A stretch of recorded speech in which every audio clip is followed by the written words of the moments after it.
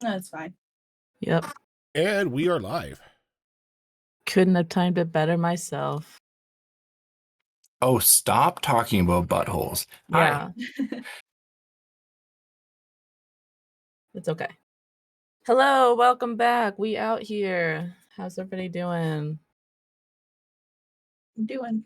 It is heckin' windy outside right now. Windows be rattling. It's a terrible rapper name. Be my next bard name. Windows be rattling. Yeah. They're gonna be an air ganassi. That works. Fox, I found my Sonata character. It also works for a Tabaxi name. Yeah. It does definitely work for Tabaxi names as well. I started playing Kingdom Hearts. Oh, replay or first time? For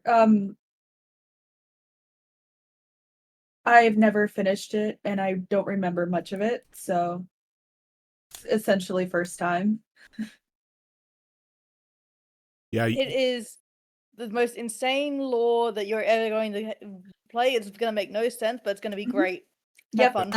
That's what I've seen so far. Didn't you buy the pack on Steam that has all like 900 games? No, I unfortunately wanted to play after that whole thing went on sale, but Spiffy sent me a link from another site that was all the games on sale, but like you get the key through Steam. Yeah. As well. It's so, a like, key sealer. Yeah. That's fine, right? To say on stream. I assumed it was legal. Yeah. Yeah. So now it was more of a, well, I could get the first game, but if I like it, I'm gonna want to play the others. So might as well get all of them. You know, Kingdom Hearts 1.5, Kingdom Hearts 2, Kingdom Hearts 33 and a third. Right now it's only 1.5 and 2.5, like for that. And then there's like a bunch of other things that are either in betweens or prequels, and it's a lot. There's a fantastic video by Barry Kramer from the Game Grumps. He summarizes all of it, and it's all accurate, and it's so goddamn funny. Yeah. My friend sent me that too. And so that's something to watch after, because I'm sure I still won't understand all of it after I play the games. Especially because he's going to include, there's a mobile game that you're not going to be able to play because that mobile game is now defunct. They unplugged it. But in one of the games, you have it there just to be able to watch all the cutscenes that they had for it. Oh, okay. Because all the cutscenes that are important to the lore.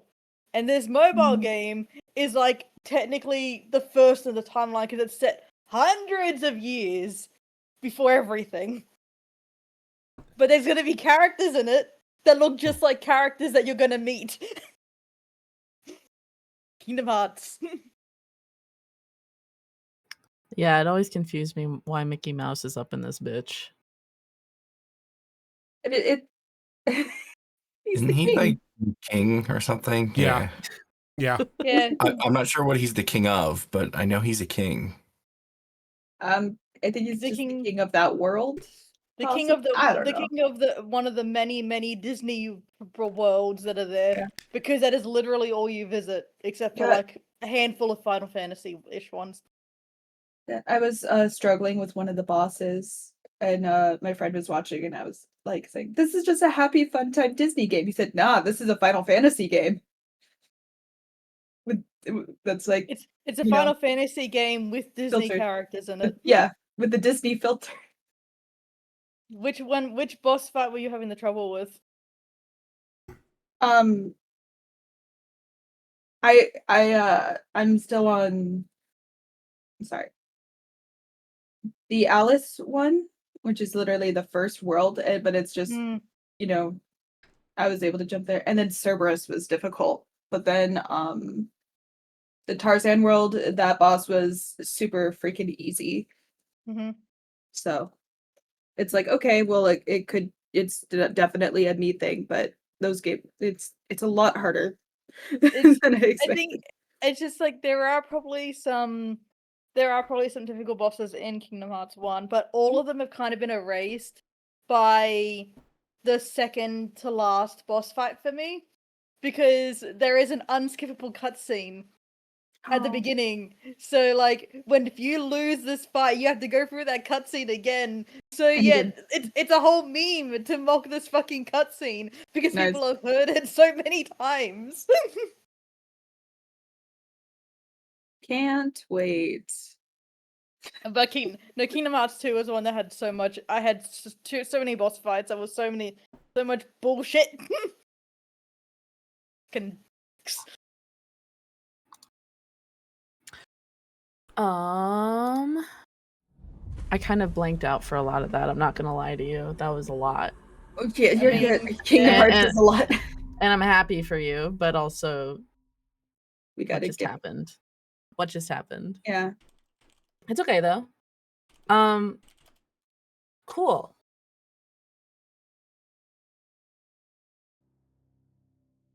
Yeah.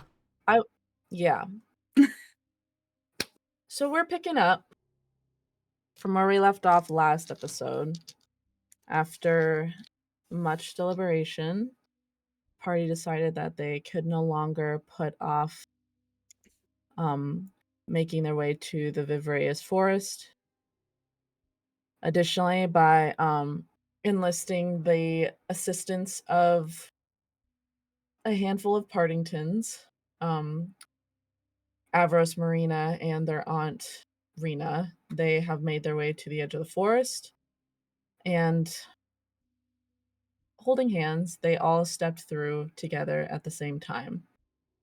However, upon entry, they were a bit tossed around despite their best efforts, and they found themselves alone standing in front of a very familiar house on a very familiar night, perhaps infamously so. They found themselves back on the front steps of the Partington Manor on the night that kicked off this whole campaign, the night that Lord Rasmus was murdered. And as can everybody give me perception checks? Yeah.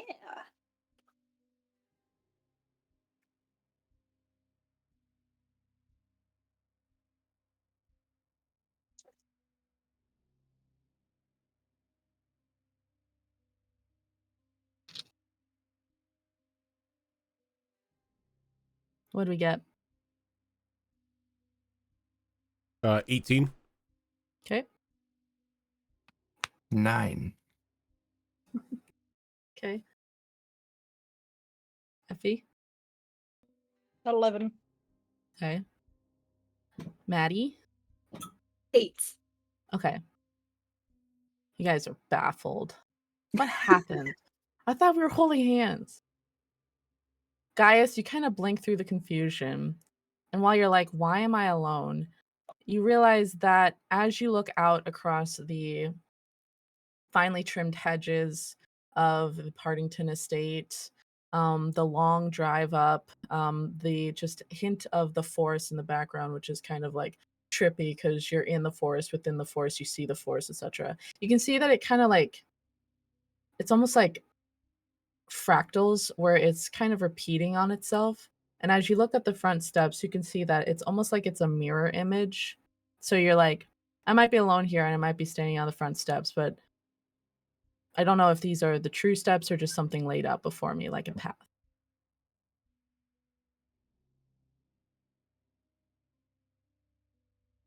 So so Gaius is questioning if like what he's seeing is real. Yeah, you can probably infer that this is not real, like you haven't actually been sent back in time. but it's almost like a house of mirrors where it lays it out in front of you. Because you don't know this as the others are not there, but you're all seeing the same thing before you. Does he see? I know he's alone as in fact in regard to the group not being around him. Does he see anybody else? Yeah, you area? guys see, that's another thing. You would probably see like little groups of people walking up arm in arm, being helped down from their carriages, but it's almost like copy pasting. Like there's a couple there, seafoam green dress and a tall, dark haired man with a top hat. And then you look over a little bit over there, it's like they've been copy pasted. So it's like almost to fill, like, you know, in Lord of the Rings where they copy pasted all those horses. I was Kind of gonna like that. Yeah, I was gonna say the forest right now is using AI to generate just multiple people. No, don't say that. No, it's not AI. I mean, Shut up. come on. If any creature in the D&D world was gonna use AI, it would be the Fae. Yeah. Fuck. Okay. Well, yeah, you guys are all standing before. It's not AI. It's just magic. Do I hear any sort of noise coming from these people? Like, is there any conversations being had, or is it just dead silence, or just random No, you can hear like mumbling? the murmuring. You hear like the usual like chatter at a party. You can hear glasses clinking from inside, swell of music, very warm atmosphere. Like if you weren't just so on edge right now and perceptive, you probably wouldn't have even noticed that it's all kind of repeats of itself. So it's just kind of painted to look like a party just to fill the area. But yeah. What up? Yeah, are we dressed for the party or are we dressed in the same clothes that we left in? You're back in your original Okay. formal wear that you wore to the Partington estate for Okay. that party. Well, this forest has no idea who I am, as I would never wear the same outfit twice to the same party. And he's gonna just like he's gonna like slowly walk forward, just trying to keep an eye on his surroundings until he reaches like one of the doors that lead inside the building itself. And he's gonna try the door handle to see if he can get in. You don't even need to try it. It's already open. Okay. So as you walk in alongside these people, you see that there's a gentleman there be like announcing Lord Gaius Tybalt of the Tybalt family, similar to your very first night where you hadn't walked in and you had gotten announced for the party and everybody had turned to wave to you, etc. And they go, sir, can I take your coat? Or can I take your walking stick or anything off of you? No, it's okay. I'm not wearing any. Very good, sir. And they go, ha ha ha. Very good, sir. Ha ha ha. Very good, sir. Like he's glitching out. I'm like,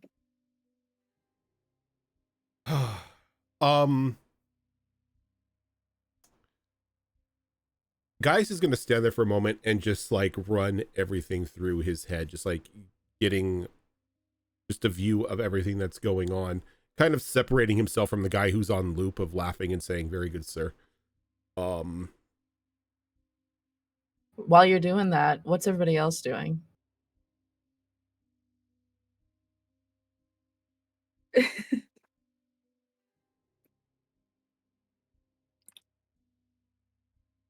I know what I want to do, but I don't know if my terrible perception check will allow me to do it. You got a 9? A 9, yeah. Essentially, you'll just be like, I'm at the front steps and all my friends are gone. And I'm out the night of the Partington party. You don't notice any fractals, like repeating factors or anything. You're just like, here I am.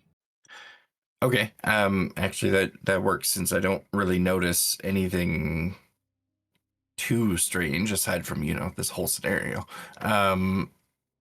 I think Arby is gonna try and remember back to this party and remember back to the moment when he first crossed paths with anyone from the group. And he's going to go to the spot where he crossed path with, let's say, Gaius. I don't think you guys actually all formed up until the murder happened and you were all thrown into the same room. I think so, yeah. Yeah. However, do you go up the front steps?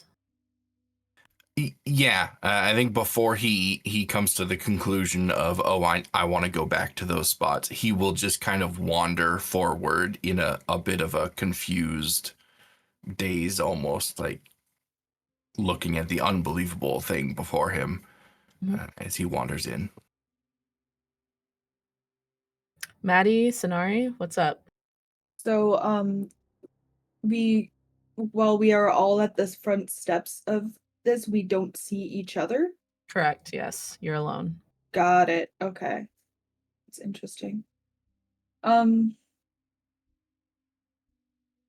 mean, Maddie rolled worse than Arby's, so she's just gonna go up the front steps, and she assumes that, you know, they're in a different dimension or, you know, back in time type of thing. She just thinks like, okay, we're just have to meet up again and figure out what's, you know, what to do from here.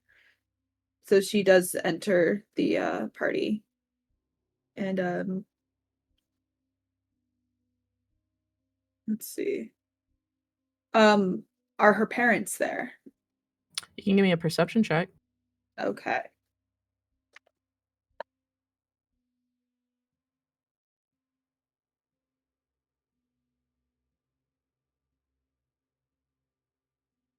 Why?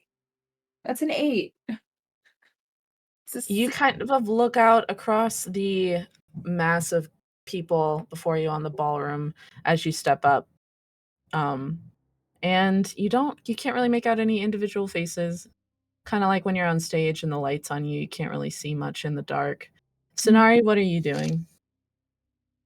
So I got an 11, so I want to, so it's just a little bit better than, but of course, she's not going to notice the repeating, NPCs. So she's going to walk up and maybe like she's gonna go she's gonna like go, okay, I'm gonna play along with this crap because she also remembers the last time she dealt with forest things and she doesn't want to piss it off. So it's like, I get you. at least it's not trauma this time. Yeah. So as all four of you step up onto the entryway, and similar to Gaius, you're all announced. You can look out across the crowd, and it is like there is a spotlight on you, and it's making it hard to differentiate the crowd. But as you look out, you can see on it's like you're each standing on 4 corners of a square with your entryway, like your entrances all came into the heart of this building, even though you were all on the front step, and it's so weird. And as you look across, you can see each of your friends. So Gaius, if you look, you would see like Maddie, Arbelriel, Sonari, you'd see Gaius, Arbelriel, Maddie, all across from you with a spotlight trained on you. And in that moment, it's like it goes quiet. And the crowd stopped moving, and like some people are posed like mid like toast, and there's no murmuring in the crowd, even the music stops.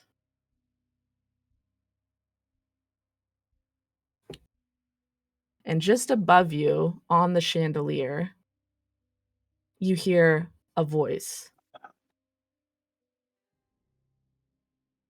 And you guys can give me a perception check.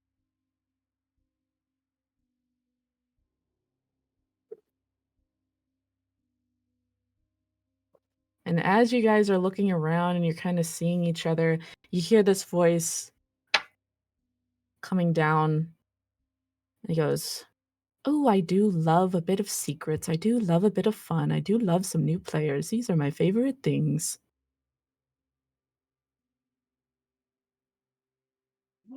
I rolled a 19. Great. I got a 19 as well. Great. I got an 11. Great. 24. Wow. Okay. Damn. I rolled a 19 as well, but I have Maddie, I'm Okay. gonna take care of yours separately, okay? Because that's great. Okay. Gaius and Sinari. Sorry. Yeah, Arbeliel, you're kind of looking around. You seeming a bit dazed. It's like the lights from the chandelier are like, you know, when you're driving in traffic and those asshole like Ford F-150s have their brights on is like, you know, astigmatism. It's so bright, it's blinding you. And you're like, what the fuck? Like, I could have sworn I came in through the main entrance and now there's 4 main entrances. What the hell? Gaius and Sinari, you look up and you see kind of curled within like the arching arms of the chandelier up there seems to be a smile. And it's not, you can't see the body that it's connected to, but it just looks like a singular smile waiting in the arms of the chandelier. And you can see that the voice is coming from that. Maddie, Yes. as you look around and you're like, where's that voice coming from? You look up and you also see this smile kind of suspended in midair. And it's like a very feline smile almost. But not only that, you can see kind of around the edges of this thing in a small area, almost like when you white out something, like use the whiteout over it to cover it up. You can see sort of like a strange sort of texture over this thing, almost like paint strokes. And as you are an artist, it's almost like natural for you to see that something has painted over this with some kind of fey magic to where it's like almost like a paint correction. Mhm. And as you look out across the dimly lit crowd, you can almost see that in addition to being copy pasted, you can see like very broad paint strokes are making up this crowd, almost like just to fill it up here. Mhm. And as you look around, you can see like the walls seem like they're painted. Like I'm in a painted tapestry right now with mirroring fractals and in a suspended smile, and this is like a painting. Okay.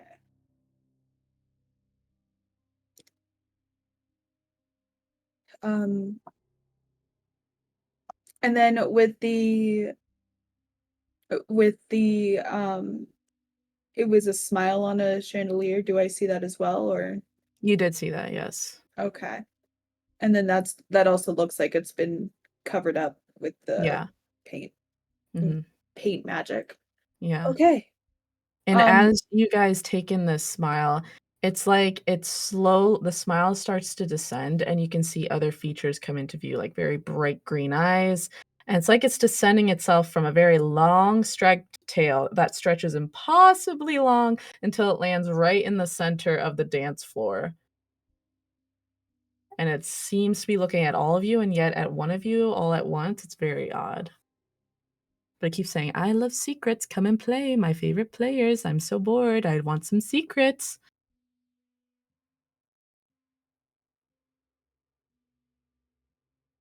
Sure thing, Cheshire. What do you want? And he's like, what? I can't hear you. What was that? Come a little closer. I can't hear you. I have very bad hearing. Come talk to me. I've been so yeah, that bored. Just start Yeah. signing. I've been so bored. Mm. I haven't had any new players in so very long. Do we? I know I keep rolling terrible on perception, but do we see the Partingtons anywhere? You can give me a perception check. God damn it! Unless you want me to use your old perception. No, I'm good with a new one. Dice are finally cooperating. I have a +6 to perception, so 25. Rolled a 19 this time. the power of Avros compels you. Can my boyfriend come? I mean, you can't just introduce him in that outfit that you did last session and then disappear him. Can't I do can that. do whatever the hell I want. My And with all due God. respect, you don't see him. It's like this painted world seems to like envelop and just surround just the four of you. I think Gaius is going to slowly like begin to descend down the stairs to this this individual. That's So how you Guys. die in the horror novels. you like games? And as you walk up, the cat's kind of walking, like curling its body, like, yeah, I love games. I love games so much. It's been so long since I played. I think Gaius being Gaius and And also a what cat. Gaius is, I think he's going to start like mimicking the movements. Oh, okay. What are we doing? We doing this? Oh, okay. So does our host have a name? I haven't chosen one for myself. Hmm. And he kind of turns and looks over his shoulder. And again, it's so freaky, but as he looks over his shoulder, you could swear that he's looking at each of you individually, but he also seems to be looking at all of you at the same time. Just that weird fractal, like, copy, like, illusions. He's like, you can come down. I promise I won't bite. I'm just wanting to have a little fun. Is this What is, price of admission into the forest? Yes, yes, yes, yes, yes, yes, yes. Oh, what why is your didn't fun entail? Sorry, go ahead. it's like, why didn't you say so? And then I'd like Sanari kind of starts walking down. Oh, fun, fun, fun, fun, fun. Another player. What does your fun entail You with can this come game? closer and I'll tell you. Well, you can tell us now. Don't be scared. It's okay. You can come closer, otherwise I can't tell you. Just that drop just freaked me out for a second. It's like I didn't believe that Maddie was scared, but at that moment I got a little shooken up. uh, He goes, come on, Mr. Sarveris. You can come down too.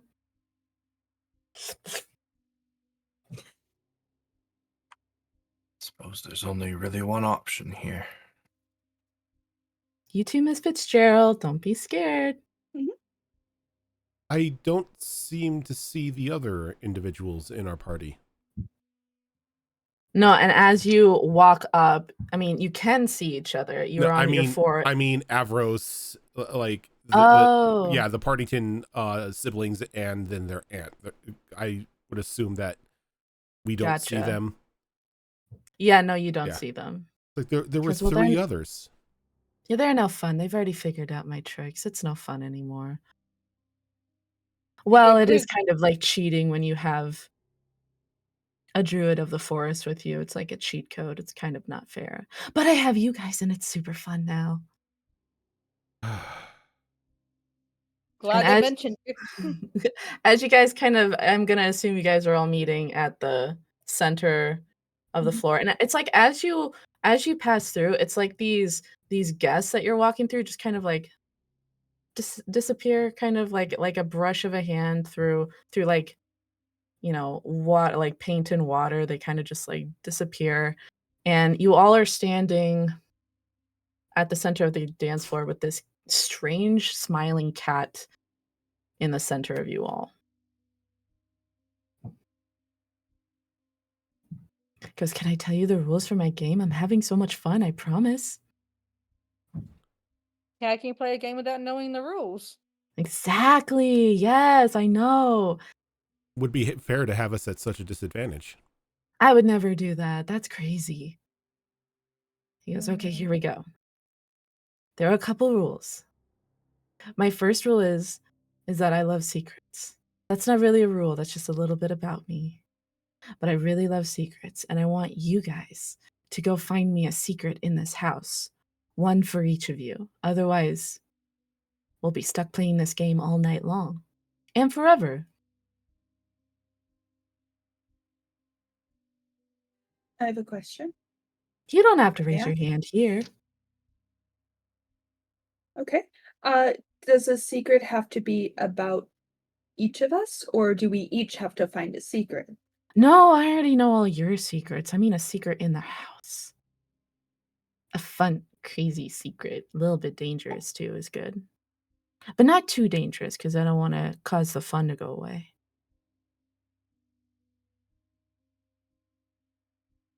Interesting. And how do we find these secrets? It seems that like all the individuals in this house are seemingly stuck on a loop. No, it's okay. It's just my magic. I just brought you back to that night. Just kind of just set the setting because I know that was the night that was very formidable for you guys. But once I let the magic go, it'll just go back to normal, and the people will be acting as they did that night. Or at least they'll try to. They're just copies after all. And what to you, as somebody who already knows all of our secrets, would be considered a juicy secret for you? Ooh, ooh, aren't you guys kind of trying to figure out like a murder or something? Or is that in another reality that happened? No, it's this one. It's this one. It's Yeah. this one. Yeah. If you go find really awesome secrets and clues and everything that has to do with that, I will absolutely let you out of here. I promise. And these are secrets that we don't already know. Yes, secrets you don't already know. Otherwise, it's not really a secret. Right, because Well, you already know our secrets. So. I do. well, the mysterious fey creature seems trustworthy. Perhaps we should get on with it. Yes, and What are as you the say other that, he rules? See, I was rubs up gonna say, against your leg, kind of like a cat, like, yes, yes, you should get on with it. So what are the Because other the rules? oh, yes, sorry, I got carried away thinking about secrets. This house is a little different. Do you guys do you know what a mirror is? yes. Very familiar with one. Yes. Yeah. I've There are heard a of the lot of concept. there are a lot of mirrors in this house, but they're not super safe. And there are things in there trying to get out. And if they get out, it's not very good for you. So try to avoid those, and then we can still keep having fun. Oh, final secret. And as he says that, you can hear this giant kind of clock, like a grandfather clock sound, start ringing. And as you stand there, he's watching you all very intently while it starts ringing. And you count 11 bongs. He goes, I started the party kind of late, so it's 11 o'clock. But if I don't get those 4 secrets by midnight, you'll be stuck here. And we'll be playing forever, and it'll be so fun. Hope that's cool. We have no choice. Yes, that's my favorite kind of game. I was gonna say, I don't think our compliance is a factor here. No, no, no, no, no, no, no, no, no. Don't say that like I'm forcing you. It's fun. You chose to come here. It- And as you guys are talking, you can see his tail is starting to fade along with his upper body, but he's just keeps talking. He goes like, and I don't think I have any other rules. Do you guys have any questions for me? What was that? You're muted. I'm muted. What's your name? I told you I didn't pick it out yet. Well, I'm going to need a waiting name just in for- case I reach out. I need to reach out to you because I found a juicy secret. I can't No, just no, say, no, no, hey, no, no, no, Smiles. no, no, no, no, no, no, no. Oh, I like that, but I don't think I'll choose that one because when you found your secret, you all must meet me in the garden because that's the exit. Okay. Great. And he goes, any more questions for me? And you can see he's disappearing even faster till only his head is left. Tick tock, tick tock, tick tock, tick tock, tick tock. And just like gently pat the head. Please don't do that. I'm sorry. It's okay. And then he disappears. I ruined it. I'm sorry. No, I think that was a very cat-like response to being pat on Yeah. the head. Yeah, it's up to him. Yeah. I should have tried to pet him when he like would rub up against my leg, but he didn't choose me, so it was my bad. Before we move farther, Malls, I am unable to hear the music if you have it playing right now. You're really breaking immersion. That's what I do. I am playing it, but it might be too quiet. I don't know. Can you hear it now? I hear it. Yeah. I hear it, but it's Great. very faint. Maybe turn it up, bro. I don't It's know what all to the tell way you. up. I heard a singular guitar strum and that's it. Is that okay? Yeah. I mean, I'm good. I'll just have the volume on my mixer all the way up for it. Okay. Fun. Okay, well, we must find secrets apparently. And then give me a perception check, everybody. Ooh. I'm on fire tonight with these rolls. Bwong. 14. 21. 10. All I had to do was complain about it. Now my dice are cooperating. Nat 20 for a 26. Nice. Arbelriel, as you maybe stride forward to follow after Gaius, you run like seconds before you do. It's like you see just like reflection off of the surface in front of you. And you realize you can't cross this. And as you look at that, Gaius, you look back and you realize you too are kind of you've all met at this corner of this square here, and you're all in your individual sort of fun house sort of corners, but you can't cross to each other. Oh no.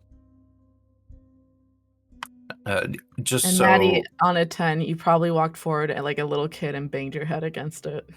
100%. Because that's my favorite kind of video. Oh yeah, same. it's so Just good. run. Why do they Straightforward. run? Why do they run? Because children don't know what a sense of danger is. Yeah. Well, the best part is that they continue running even after bonking into it. Yes. And And- just after Maddie's done it, Sanari's just gonna like keep poking at it, going, huh.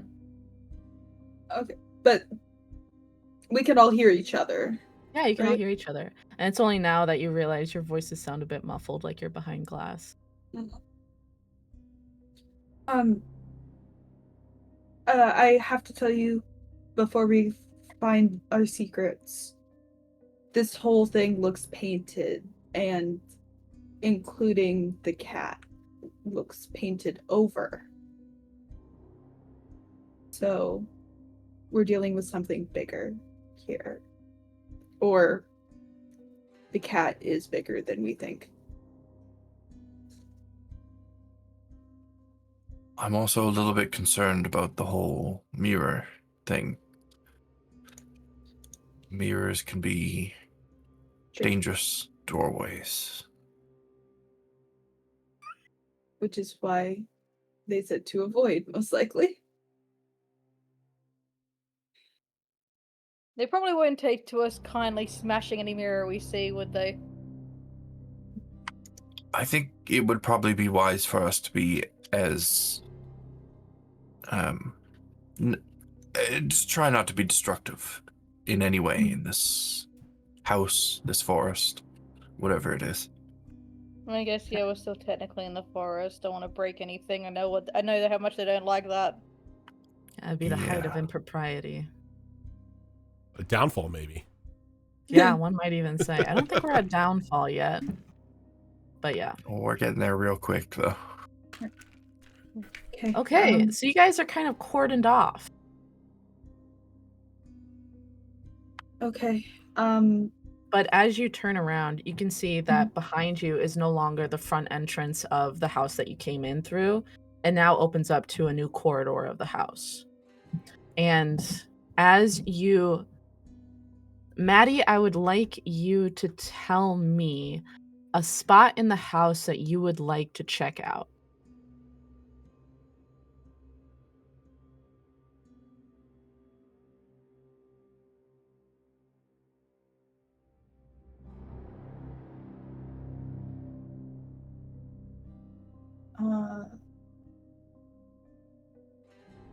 I will say My you've first- got.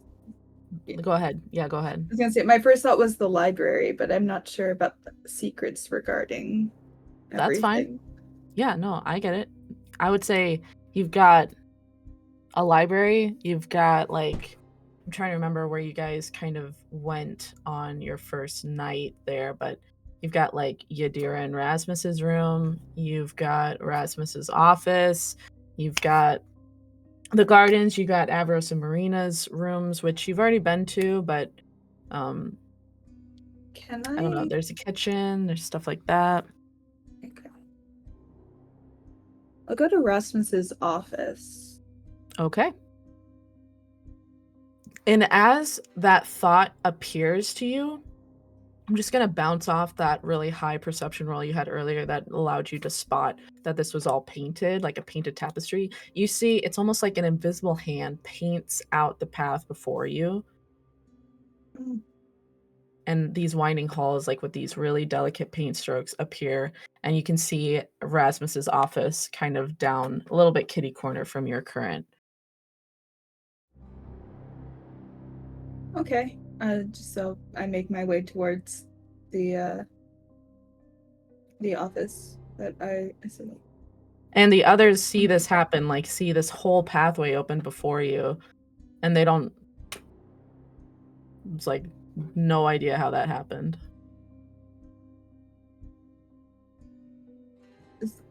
Yeah, I just thought of where I wanted to go, and you built it. I have respect for that. And then the door's open, right? Or is it shut? Or locked? You can try it. Think about it painting you a key. You could. Well, I'll check to see if it's locked first. It's locked. Okay. I'll think about painting the key or where the key would be. And as you do that, can you give me an Arcana check, please? Yes, I can. Thank you.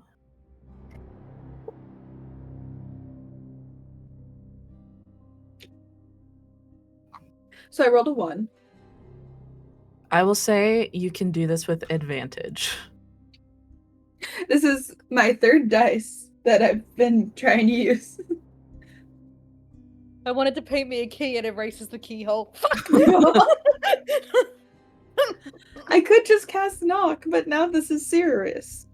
Now it's personal. 11. As you do, and it might be that you're kind of getting the hang of it, but you kind of can use your magic that you kind of have at your fingertips, and it's almost like a sort of watercolor-esque stream of light appears in front of you, and a very rough-looking key appears.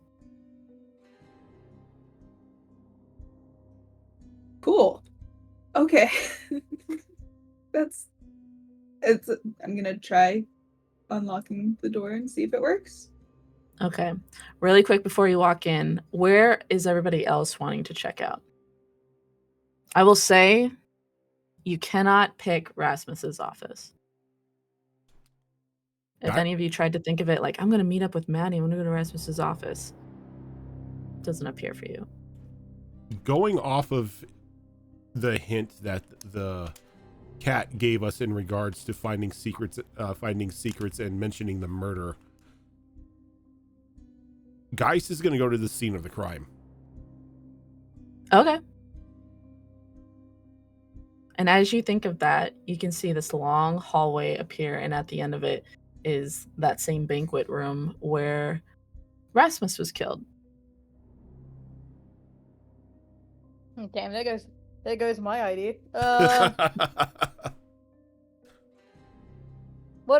I'm gonna go with, like, the very first time I found any secrets here was with Yadira, so I was like, I'm gonna go to Yadira and Rasmus's room. Great. And as you think that, this pathway appears, and at the end of it, you can see that very familiar room where you're spying on Yadira in the past, and the door kind of opens, like, invitingly. Well, that's not creepy at all. If I don't come back, guys, I'm gonna enjoy my life playing around with a cat. Bye.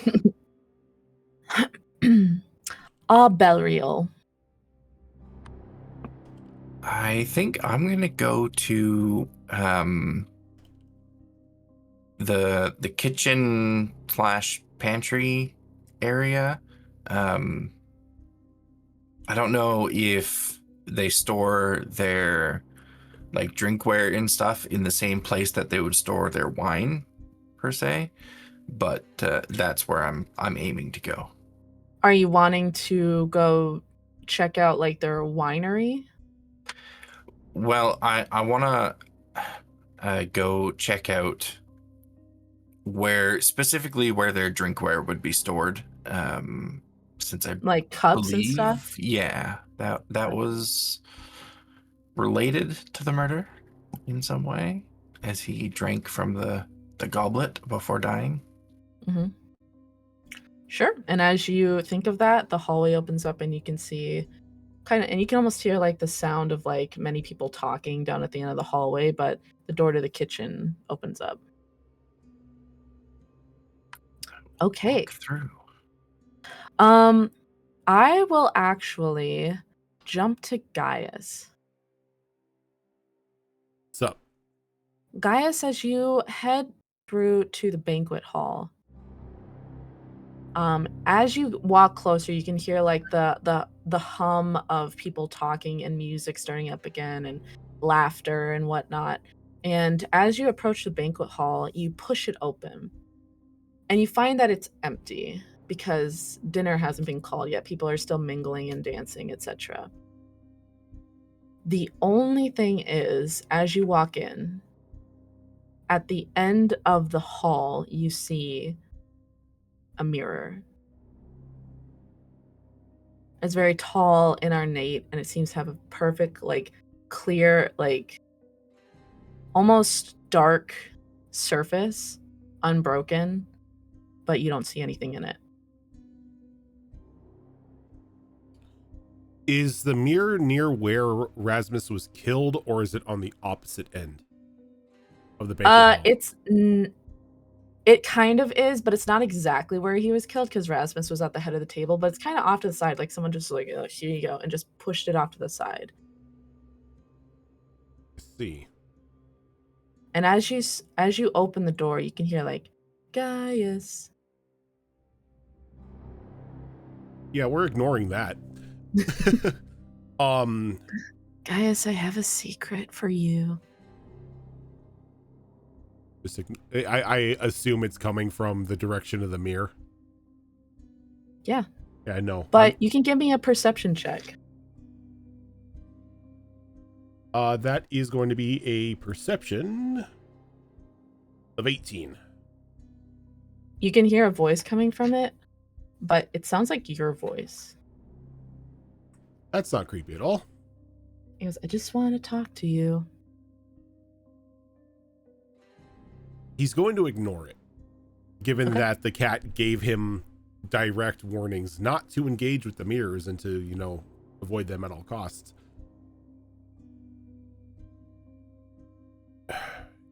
Am I remembering correctly that there was a secret passage somewhere in this room that the murderer was able to get through?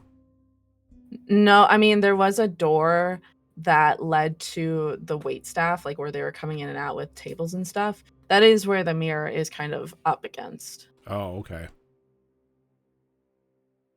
But essentially, there was the banquet hall towards the end behind Rasmus, off on the right hand side was the door where the waitstaff would come through, and then there was another door that led out to the gardens through there. But this place is like a room of mirrors. It could lead anywhere. He's gonna walk around. He's just like going to go towards the head of the table where Erasmus was sitting. And he's just going to like investigate. Like As you do around the that, you table. are within line of sight of the mirror. Okay. So here's the table. You're standing here. Here, I'll even pull it Yeah, up. I was gonna say we have the map for this. Yep. 1 second. There you go. So you, 1 second. I'll bring everybody to the map too. No, just you. So essentially, you enter through here. And I know it looks like there's statues here, but ignore that. The door to the waitstaff is over here. The mirror is right here. Okay.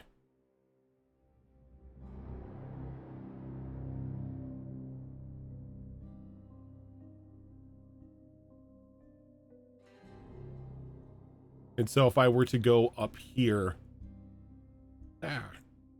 You wouldn't be anywhere. Yeah, you would. The mirror would see you there.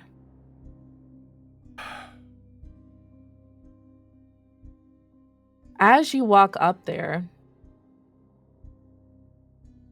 you can peek at it. And as you do, you can see a figure in there. And you can give me a perception check. 19. Great. As you walk up cautiously, measuring your steps, you can almost like feel your heart beating a little faster as you approach. But as you look in it, you just see yourself. But you don't see the banquet hall or any like the roaring fireplace or anything. You're just standing there. And you have an instrument under your arm. Was it a lute that you play or a lyre? I forget. He has a lute, yeah. Yeah. You have your lute under your arm. And you're kind of smiling and you're dressed very nicely. Usually what you would wear down at the rabbit's foot. But as you pass and the moonlight from outside casts over your eyes, you see a light flicker. And it's almost like you can, for a moment, as the light flickers across your eyes, you can almost see like through yourself. Like you're this unsubstantial wisp of a man. And as you do, you can see within him almost, and you see that brand on his chest that Laridia gave him. And it's almost like there's kind of a black growth spreading across his chest, which is very low cut because you wear your shirts like that occasionally. And as he makes eye contact with you, he goes, "Oh, it's you. It's me." He kind of places his hand on the pane.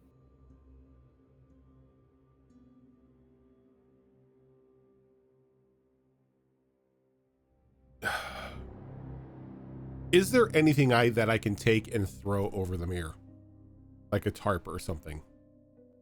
Give me a perception check.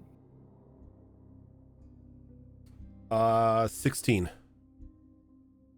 As you look around, you can see that there's the table runner, but it's a little too thin to go over it. Otherwise, you don't really see anything. The curtains are too high up for them to actually be able for you to reach up and grab it because you're short.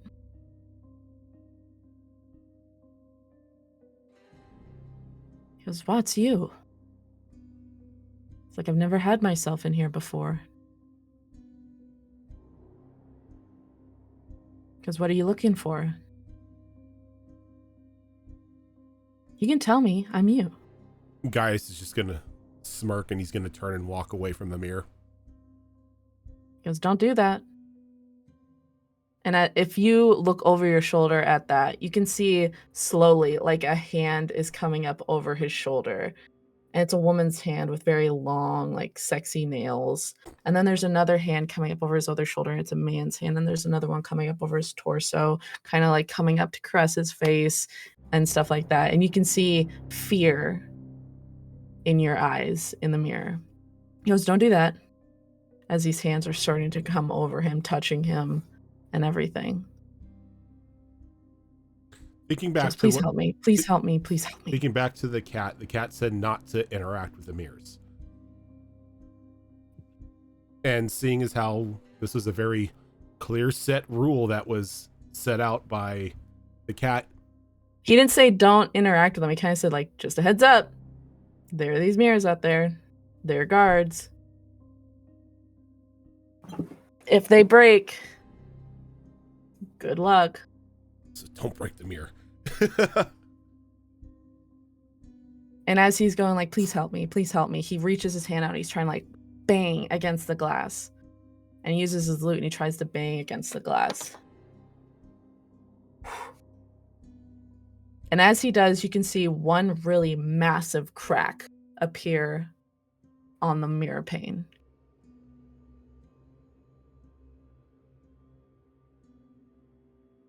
Guys is gonna turn and like look at the mirror. Does he recognize any of the hands? They're all just like kind of disembodied hands, just the hands of people just touching, grasping at him. And you can tell, like, it's hard to tell when there's not a face attached to hands, but you can tell there's no care or like affection in their touch. There's only greed. You can see that you're trying to fight them off in the mirror, but they're trying to pull him back, and he's reaching out towards the pane of glass, which he did cause a very formidable crack in. Oh, he can't let the mirror break. Gaius will turn and look at the mirror again. What is it you want? He goes, I want to get out of here. And you can see that he's raising his hand to try to strike again. He holds up his hand again. That will not help you. What are you afraid of? Stop me. What are you afraid of? And as if to answer your call, a hand comes up and starts like grabbing at his face, covering his mouth, and he's like screaming against the hand, and it's muffled. And he's trying to reach out for the mirror, but people are holding his hands back, like groping him just disgustingly, and he's trying to fight. Gaius will sigh to himself because I think he knows what this is.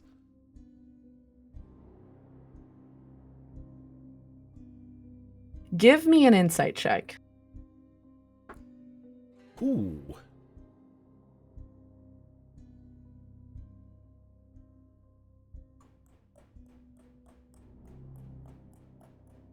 Nat 20 for 23.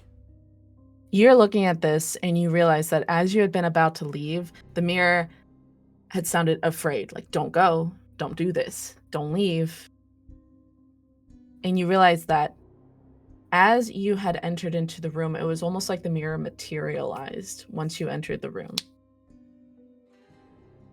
So probably once you leave, the mirror dematerializes.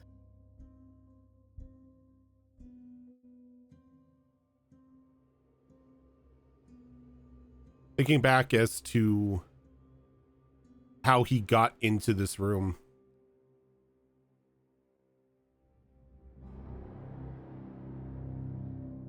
the Gaius is just going to calm himself and think about going back to what would technically be the landing, the ballroom. Sure, like the dance floor. Yeah, where just like resetting. And as you think that, you can hear the door behind you creak open again, the one that you entered to get into the banquet hall. And as the mirror hears that door open again, it starts to scream. He goes, don't do that. Don't do that. And he's trying to raise his hand to hit one more time. And I will say on that nat 20 insight, you can tell that if he hits one more time, that mirror will shatter.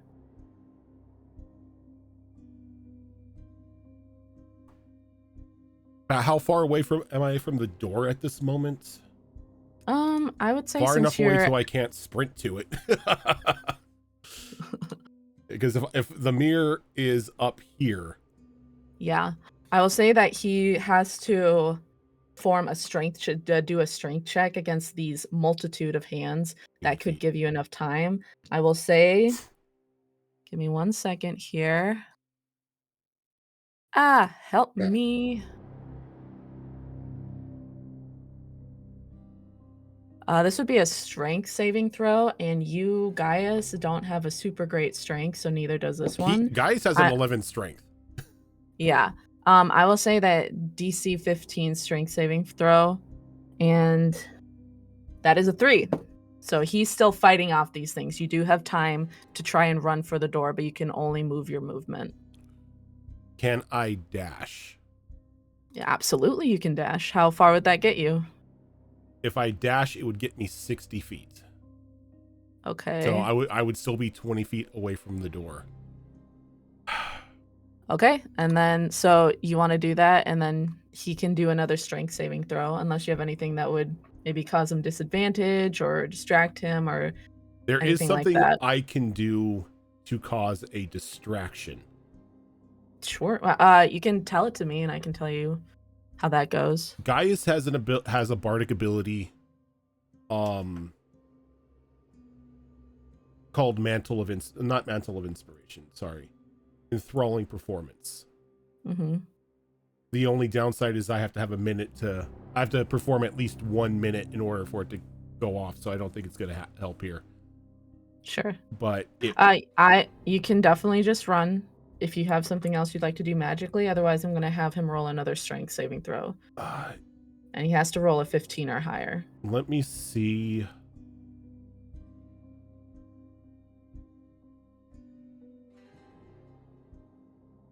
The only thing he can do is run. Like if he Yeah. cannot let the mirror break, his only thought And I would is to say, get out. Gaius, if you wanted, I don't know if this helps, but I kind of pictured you right here. Okay. So if you wanted, where the fuck is my measuring thing? I would get you kind of here, and that would leave you with 10 feet left to go afterwards instead of 20. Yep. That's what he's going to do. Okay. He'll run down and get down to there. And as you get down there, he screams, he's like, "Don't go, you fucking coward!" And he's trying to fight against all these hands. And it's just these people who all just seem to want a piece of Gaius, don't want anything really to do with anything like below service. They just want to be around him and just touch him and just take in, like when people touch Spider-Man as he travels back on the train or whatever. It's just like nothing like anything past skin deep. And as he fights against it, ooh, that's an 8. He fails. So you do have another try and get through. And he just goes through the door. And as you go through and you slam the door shut, you can hear yourself scream with kind of despair, but also just rage, like insane rage. And it just cuts off. So you're back out in the dance floor. I think Gaius just gives a nervous chuckle. Oh, you were not pulling the punches today. And you can hear from up on the chandelier, "I love playing, I love games, I love secrets. Those are my 3 favorite things."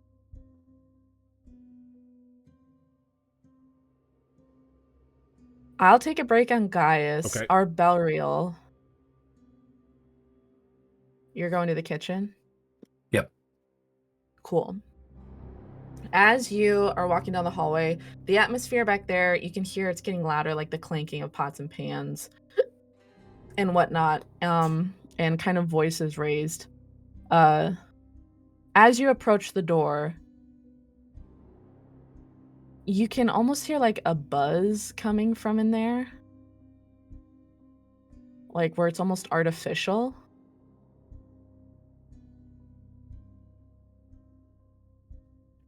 Just proceeding forward with caution, not really knowing what to expect.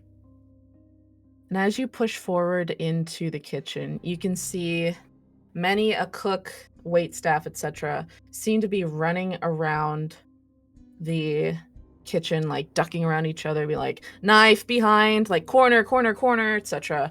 And as you step foot in there, they freeze. But like stopped in motion. And as you look ahead of you, In the weirdest place of all time, in a kitchen, you can see a mirror there. It's like I mean, propped up against the oven. After catching myself just staring at the oddity of a mirror being in a kitchen at all, Arby will avert his gaze from the mirror as to hopefully not stir anything within. And he'll look around the kitchen for anyone that's handling drinks of any kind. You would see in the far corner, so like you would have to walk past the mirror to get there. In the far corner, they're putting together like all these goblets, which all look the same. But they have wine, like a little flask of wine there that they're slowly pouring drinks in. It looks like they're about to bring it out to the banquet hall to set up for dinner. Trying very hard not to glance at the mirror, I will walk past it towards... I'm gonna need a stealth check. I don't know if I've ever rolled a stealth check as Arby. There's a reason I've never rolled a stealth check as Arby. Ooh. That's not good. That was a 4 on the die for a total of 3. As you walk forward, you're like, I've seen people tiptoe. And you're trying to like emulate that, but it's just very not well done. I swear I've seen Sonari do it before. She does it like this, right? Yeah. You can hear a voice coming from the mirror. And he goes, "Boy, look at me." And I'm gonna need a wisdom saving throw. That I am good at. That's a 21. Give me 1 second.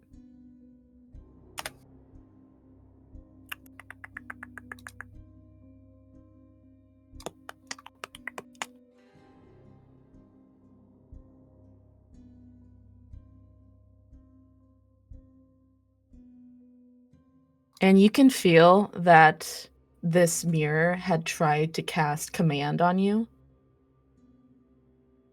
But like water off a duck's back. It's like the spell kind of goes over you. But it sees you. And the voice, got a pretty good idea, but just to confirm, it's a voice I recognize, right? Well, give me a perception check. Because I would say, actually, well, yeah, give me a perception check. 18. It's not a voice you recognize. It sounds older, more commanding, almost like arrogant. Okay. And I think given that and feeling that command attempt to wash over me, I will stop trying to be sneaky and just walk at a decent pace past the mirror towards where I had intended to go. Okay. And as you do, you're pushing through these people because the kitchen is so crowded. And they seem to kind of dissipate like dust, like that watercolor thing where they're just... And as you do, I'm gonna need a strength saving throw.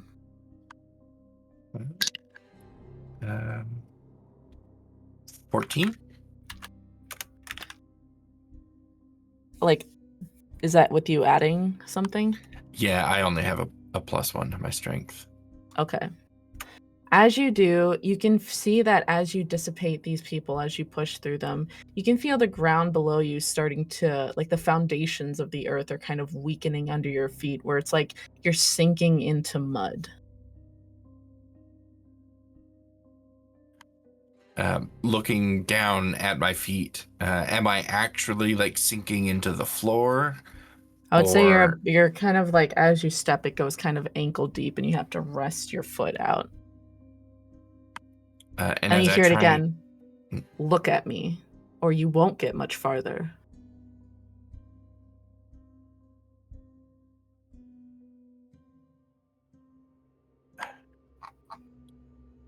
I think at this point, Arby, he keeps trying to press forward, but he does kind of call out back to this voice. You and I have no business with each other. You and I have every business with each other.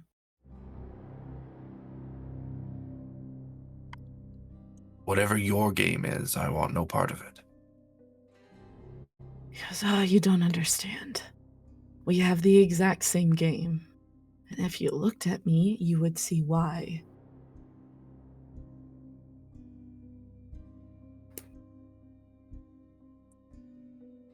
And if I look at you, you will stop impeding me.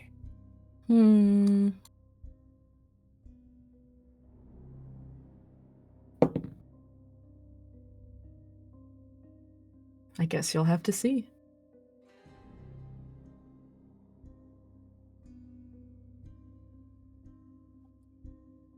Well, I suppose can't do too much harm. You have already discovered that your magic is useless against me. Because you're funny. I Very funny, young will- man. Turn to look at the mirror. And as you do, you see you see a face that's so unfamiliar and yet familiar at the same time. You see a grizzled elven man with graying hair that once could have been golden yellow and a ragged beard, and he sits atop this throne. You can give me a perception check. But as he sits atop this throne, you can see that he is completely adorned in gold, like golden necklaces, golden rings, golden armbands, golden shirt, and everything. What'd you get on your perception check? 16. And he's covered in gold, and it's so heavy. You can tell by the stoop of his shoulders that it seems to be sinking into his flesh to become one with him. And as you look down at his throne, you can see he sits upon this throne of viscera. And you can almost see kind of the agonizing, twisted collection of bodies that seem to make up this throne. And as you look into this man's eyes, you can tell that even with the yellowing whites of his eyes, they're the same. Your eyes are blue, right? Yeah. The same blue as yours. And as you take this in, you can see that it starts to click in that this is an older version of you.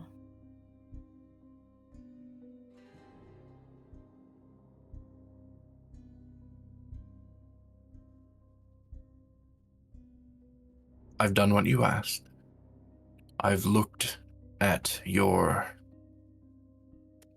disgusting visage. Now let me proceed. Because I don't think you'll find anything over there. Then there should be no harm in letting me look. You're still playing the hero, are we? I wouldn't use that word, but I'm still playing, let's say. Because our father was correct. This version of you, it's weak. He's not our father. He is my father. We have the same father. Domineering, commanding, selfish. Well, you are familiar with him, I will give you that. Because when are you going to take your place and let all of this greatness become yours? And as you see that, you can see as he spreads his hand, the rings on his fingers again embedded in his flesh, to the point you can see dried blood on his palms. His skin is so mottled and gray. He's actively dying on his throne, but he seems to be just in the throes of greatness. What I see is not greatness. What I see before me is pitiful and sad, lonely, weak, desperate. Yes, I'm not lonely. And at this point, you see a shadowy figure show up across his shoulder, standing at attention, hands folded behind their back.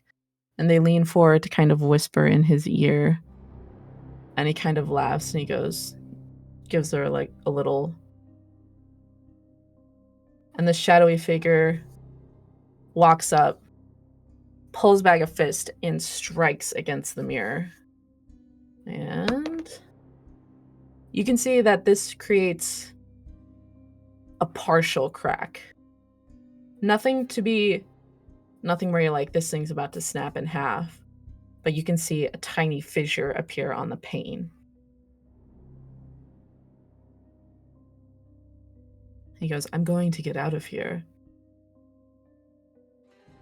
He goes, I'm going to take my rightful place as a younger man and take this family's business where it's truly meant to be. You will do no such thing. And I try to force my way forward to where I was originally going.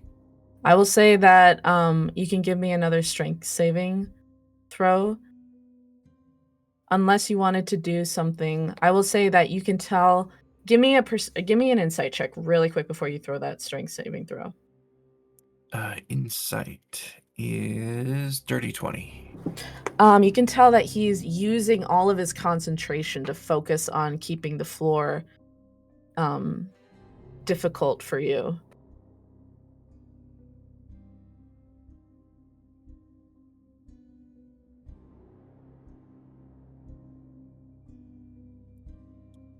I think I'm gonna take a page out of his book and try and use a spell here on Okay. him. Yeah. Awesome. So I'm just gonna look directly at him. I suggest you let me go. As I cast suggestion on him. Okay. So he What do will I have need to roll for that? Make what is it? Wisdom save. Great. The DC is 16. Him, like you, has a +6 to this, so he has to roll a 10 or higher. And that is a 17. Oof.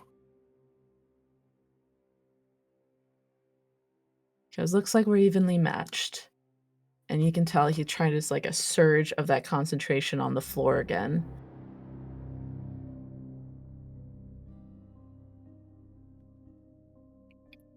If I try to backtrack, am I still held in place? Is it just preventing me from going forward where I intended to, or is it now like holding me in place? I would say that it's holding you in place. Okay. But Then probably I even will- for that, if you can, like you were trying to do, break his concentration, you might have a shot. And then you've also got to get to the door, if that's where you want to go. But I don't want to do anything that's going to break the mirror. Which is troubling.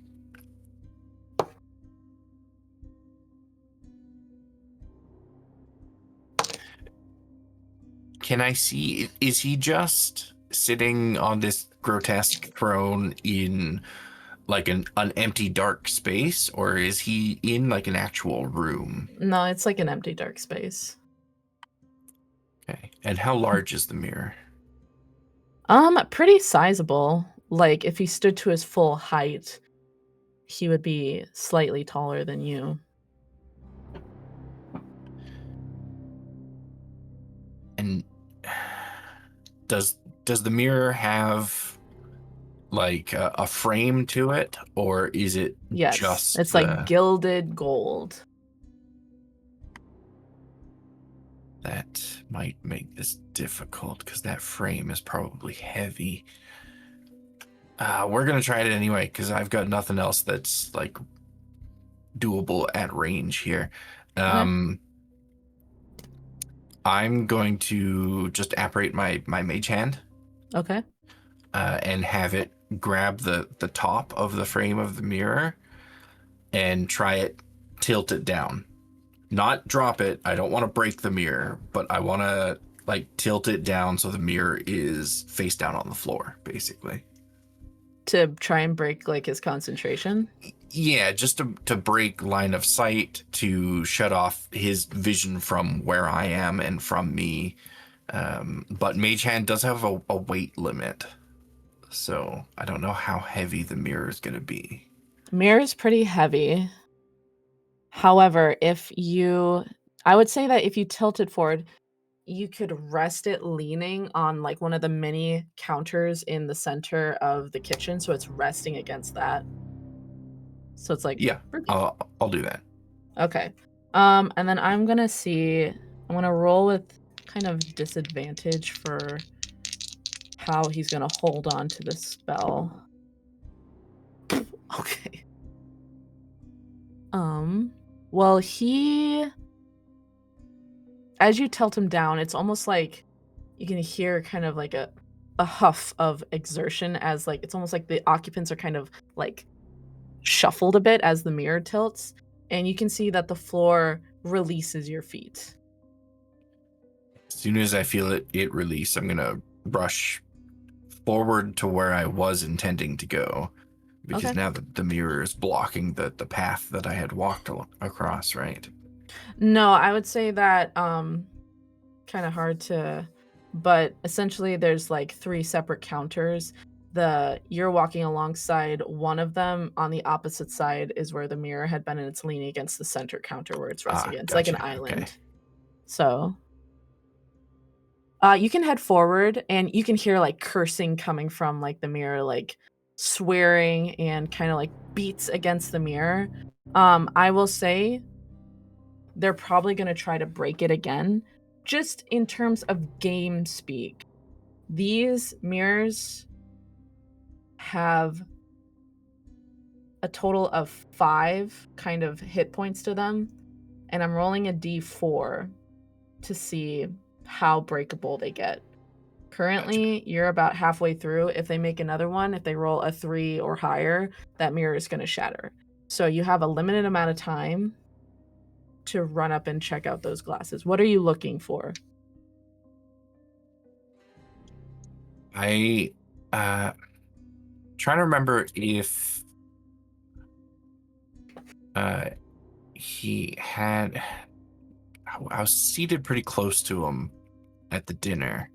Mm-hmm. I don't remember if he had like a special goblet himself, or if he was drinking from the same type of glass as everyone else. Give me a history check with disadvantage. Just because you're in a bit of a time crunch and it was so long ago. 17. You could tell that he was drinking from the same as everybody else. There were these silver goblets with like rubies inlaid, very finely made. They have their family bird on them, but other than that, same as everybody else. Okay. That makes things easy then. There's no way I'll be able to determine anything about the actual drinking glasses. So I'm just gonna basically do a loop past that area as I turn to head back to the door. And as I pass by it, I just want to look to see if there's anything other than the drinking glasses and the wine on the table here. There's Or on the the counter, rather. food, for sure. It's mainly just they're getting the dinner ready for the banquet. Are you looking for like suspicious persons or? Yeah, I'm basically looking for like a a decanter of anything that isn't wine, something that could be poison in a vial or a little glass next to where the drinks are being poured. Sure. Give me a perception check. 22. As you look out across the waitstaff, which are slowly dissipating as the magic in this room kind of raises to like an unnatural pitch, and it feels like there's electricity in the world, like in the space where you're standing, and they're starting to dissipate like watercolors in water. You can see in the corner, kind of passing by where the goblets are, a gentleman who you've only ever seen through Dane's eyes, I believe. Dark skin, white hair, tied back. He's got one of the white server staff jackets on, but you recognize this as Gabriel, who was Sonari's kind of fellow Eyes member. There's a brief moment where Arby almost kind of stops in his tracks when he sees this character, and very evident look of anger on his face, but he understands the situation that he's in at the moment, and he presses forward And I towards the rolled exit. again, and I rolled a 1. So, mirror, you can hear another small crack, and you can hear your own aged voice being like, harder, hit it harder. But you don't hear the mirror shatter yet. And are you leaving? Yeah, Okay. I will pick up the pace and dash for the exit. Dashing for the exit, you shut the door behind you, I'm assuming. Yeah. And you're back out in the dance hall. And as you look out, you can actually see Gaius standing out there too, looking a bit winded. I will approach my section of the dance hall until I'm next to Gaius, probably equally as winded at this point.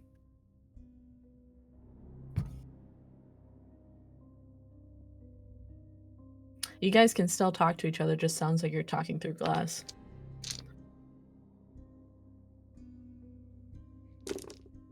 Oh no, Gaius is muted. What happened to him?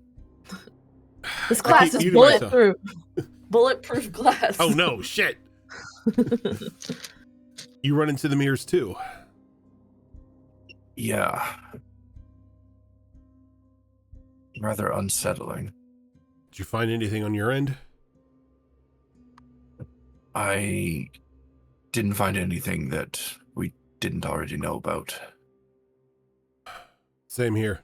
I went to the dining hall, scene of the crime, but nothing in there. Looks like we haven't had dinner yet. Yeah, I'm concerned about the others. Was your mirror of a rather personal nature? Very personal. A sort of a fear that I have of myself. But he did say, or the cat did say, it knows all of our secrets. I think we need to start looking in places that we haven't investigated while we were here the first time. I think you might be right. Link to areas, link what we already know to areas that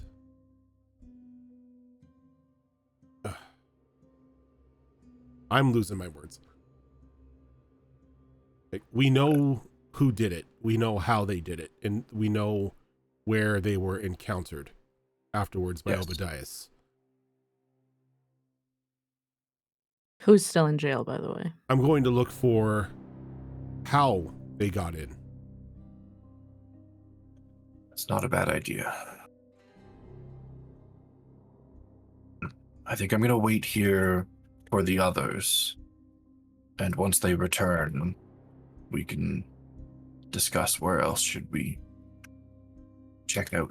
I hope that they have more success than we did, and that their mirrors don't get the best of them. if they encounter them at all. I don't have any doubts that they'll be able to handle whatever unfortunate truths they encounter. I must warn you, though. It seems whatever resides within these mirrors is capable of using spells through the mirrors. Spells and like things we know. Yes. However, I was also capable of doing the same, although it shrugged off the spell that I tried to use. The spell did make contact, so to speak. So there is that, at least. Remember the rule of the forest, at least. We are to do no harm. Yes, of course. And then I think at that, I'm going to jump over to Sonari. Can you remind me, you went to... Amidira and Rasmus's rooms. Yeah, and as you do, the door opens up almost invitingly. All right, time to see what the creepy fey cat wants us to do. All right, and I start walking to the room cautiously. The room's abandoned. You can see moonlight kind of shining through the tall floor-to-ceiling windows, and it looks peaceful, actually. You do spot in the corner of the room, there is a mirror. Great. Is there a bed in this room? In the bedroom, is there a bed? We said the rooms. I wasn't sure if it was like a sitting room or like, one of those like no, little... it's the same bedroom where you went in and were spying on Yadira. So yes, it's got a bed. Gotcha. I walk straight over to the blanket, yoink it, and I just go, over the mirror we go.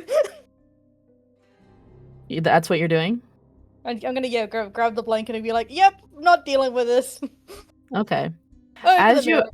As you approach the mirror, you can give me a perception check. Yeah, I'm gonna see if I can approach from the side so I don't look directly into it. But okay, that's a 16. I would say as you approach from the side, you're not able to avert your eyes completely, unfortunately. But you can see. You can see, like, when someone's sitting with their knees up to their chest, kind of arms around their legs there. You can see a little foot there, and you can hear just very soft crying. Don't think about it, don't think about it, don't think about it, don't think about it. I'm just like, I don't... And you can hear, like, please, please, I'm sorry. And from that perception check, though, even though you can't avoid the eyes, you can hear your own voice in there. And I'm going to need a wisdom saving throw, please. Please make me wise. Oh, that's a 19. That makes it 20. Okay. As you approach, you can feel kind of like this tugging. Like the voice is kind of drawing you in, but not in like a sinister way, kind of in a pathetic way. And within, you can hear the soft kind of patter of rain.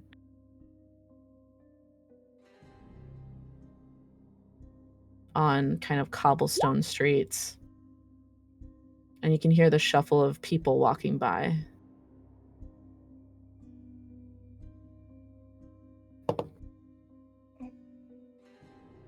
And you throw that blanket over it?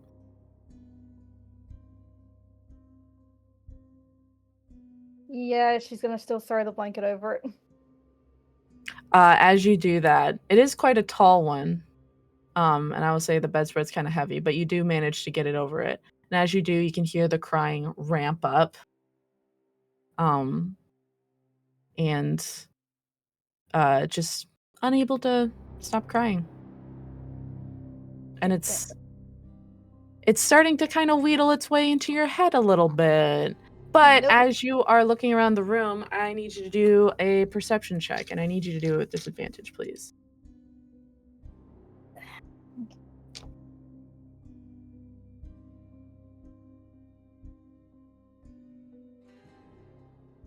That's a 15.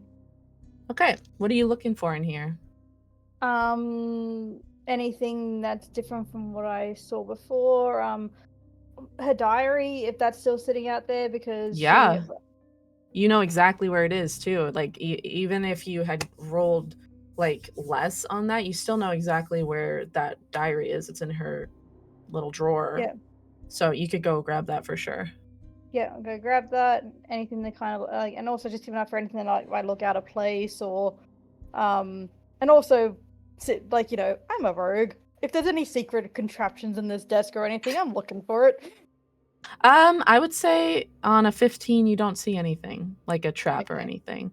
But you do find that diary, which you're very familiar with, and you had pulled out the last page the last time you were there, but it as you flip through, you don't see that same page that you had seen before because it hadn't happened yet. Yeah. But give me oh shit, I didn't. I'll say as you're looking at this book, it's quite thick. There are a lot of different prophecies in here from Yadira. You can give me, let me think about this. You can either use that same perception check, that 15, or you could give me another one to try to get something better. Will I still be at disadvantage? The crying in the room is starting to kind of wheedle its way into your brain over time, so I would say that it is with disadvantage. 15's nothing to yuck about, but if you have a really good perception and you think you can do better, you can try it with disadvantage. And if you have anything that gives you advantage on like perception checks or something, it would bring it to straight.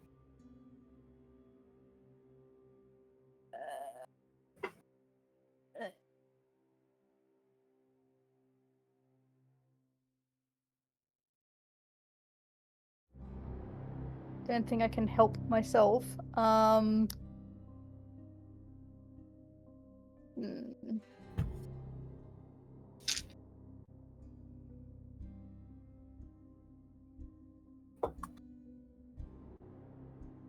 Girl, I'll stick with the 15. I only have a +1 in perception, so. Okay. As you shuffle through it, I will say that a 15 was actually exactly what you needed to get in order to find this. I was just trying to mess with you. You little. As you're flipping through,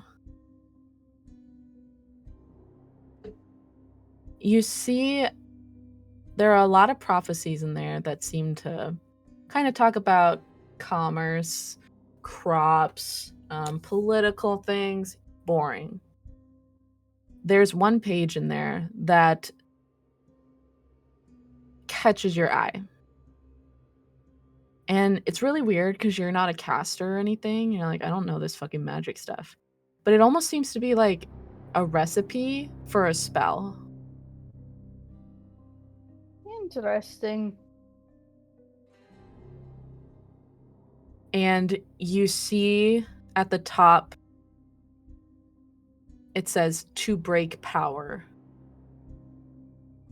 And underneath it, you can see the scribblings of whatever Yadira said, which is all the components of it. And if you want, you could write them down if you want to. I can't guarantee that they'll stay with you in this like fun house of mirrors, but essentially what it says is 1, the blood of the enemy, 2, the tongue of a loyal dog, 3, the new bloodline, and 4, the heart of a witch. And underneath it says, all must be done under the 13th full moon when the nights are the longest and death surrounds you.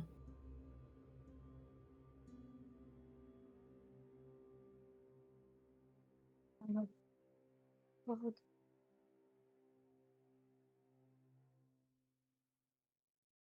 Sorry, just give me a second. You're okay. If you need me to repeat anything, I can.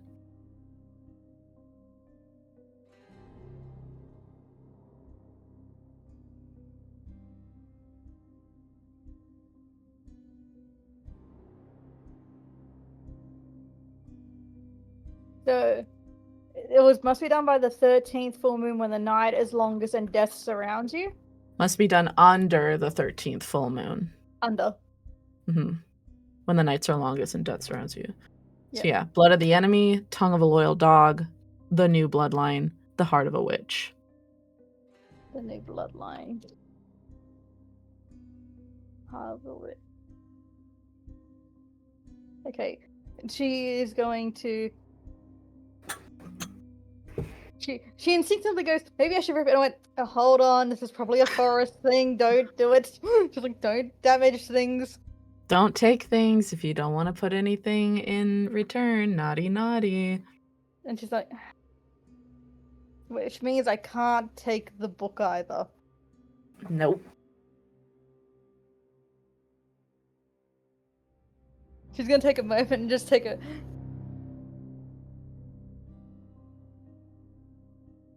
I really don't have anything to put back in its place. Alright. Okay. Close the book. Put it back down. And I go, okay, fine! And then I walk over to the blanket because the crying is pissing me off. I'm just like, Shink! Okay, can you stop? And as you take the blanket off, you see a small little tiefling girl. Actually, not so much a tiefling girl, tiefling woman. Out in the rain, cloak pulled up over her horns, and you can see she is thoroughly alone and destitute. Normally when Eyes members go out with their cloaks up, they have a little eye pin here, just a courtesy thing, and you usually wear yours. No longer. It's not on you. You're on the side of the road while rain comes down upon you and the lightning flashes and the thunder bursts, and people are walking by you and they either ignore you or they kind of kick you aside. And as you look, she looks up at you. She goes, "You gonna leave me alone? Again?" Oh, creative, my worst nightmares. Fantastic. Well, you're me, and your version of me is apparently used to being alone, so...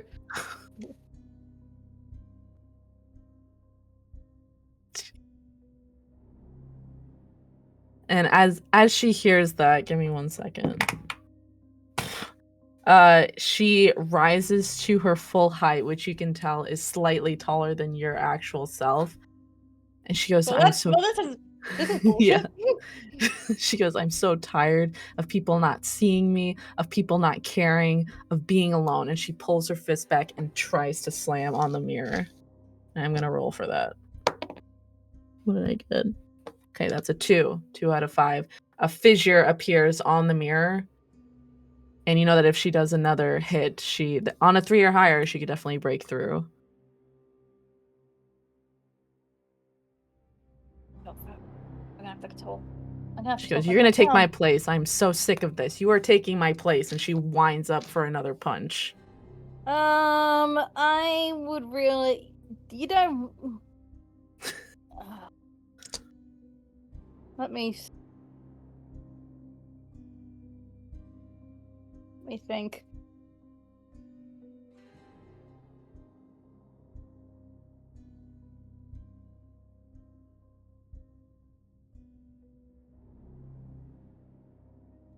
Just like, you know, other people can use magic. I can't fucking use them. I will say that running is not a cowardly decision. I was under the impression that, like, I wasn't sure if I'd make it out the fucking door. No, Then this just room's like, not as big as the banquet hall, I will say. It's just a bedroom. okay. Then I just go, well, it's been great meeting you. Bye. Okay. She rolled another 2 and you hear another against the mirror, and you can look over your shoulder and you see that that vision is cracking. Like it is one more punch away from breaking. And I go out, cause just like, it's like, good luck with that. And I will say, as you step out, you feel something in your hand. As you look down, it's that sheet of paper from the diary, but you don't remember ripping it out, but it seems to like almost glow a bit, kind of like a quest item. I think I found what I was supposed to be looking for. And you're like, good job, I'm so happy, thank you. But you can't really place where the voice is. And as you make your way out as you are actually making your way out onto the main dance floor, you can see like the walls that are separating you from the others are kind of shimmering. Like if you wanted to, you could break through into either Gaius or Belriel or Maddie's side. And you see as you're walking out, you see Gaius and Arbelriel out there. You don't see Maddie yet. But if you wanted to, you realize that by having the secret, you could break through one of those walls and be there with the other person to maybe assist them, etc. Well, so hey guys, did you find what you were looking for? No, I don't think so.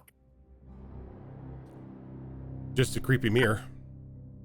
Oh yeah, I found mine too. Yeah, it turns out that they're quite strong on that side. Weren't a fan.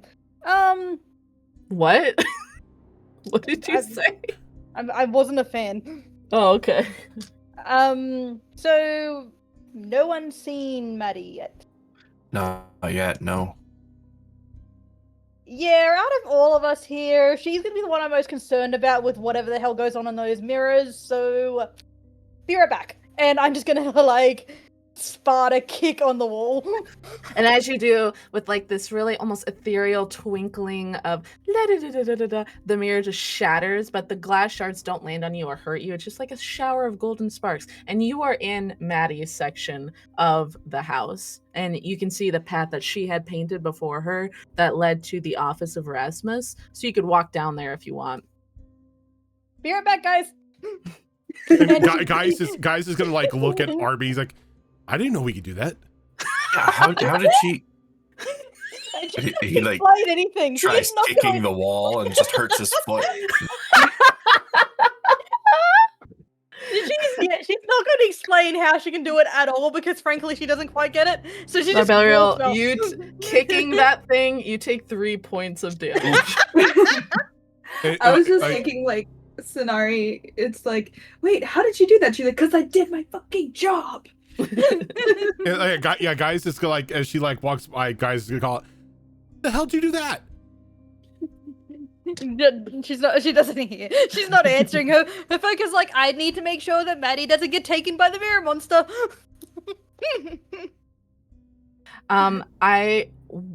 Let's take a break, and then when we come back, we're gonna cut to Maddie before Sonari shows up. So this is what's been going on before Sonari shows up. Look, I swear it's just my dice that hate me. It's not like Maddie herself, I'm sure, is very capable. She only is capable as the dice say. But let's take a break, okay? So we can go to the bathroom. 100%. Yeah.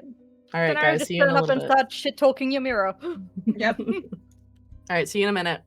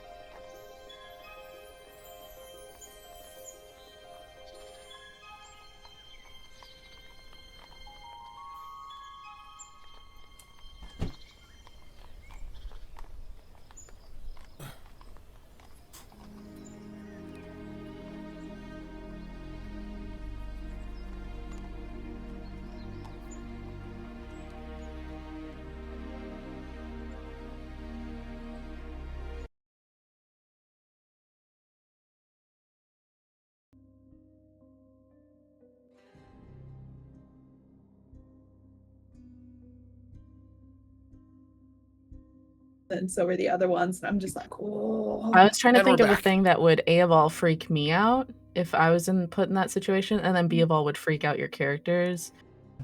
And Gaius's felt like maybe crossing the line a little bit because, you know, like touch can be really weird for people. But I was like, I think the main underlying thing about that is that there's no love. It's just kind of like a need It fits for Mhm. just the persona rather than the actual person underneath, you know? Yeah. Yep. So, By the way, we're back, but I would say that fits. oh, hello. That fits for Gaius, but me myself, I do not like to be touched.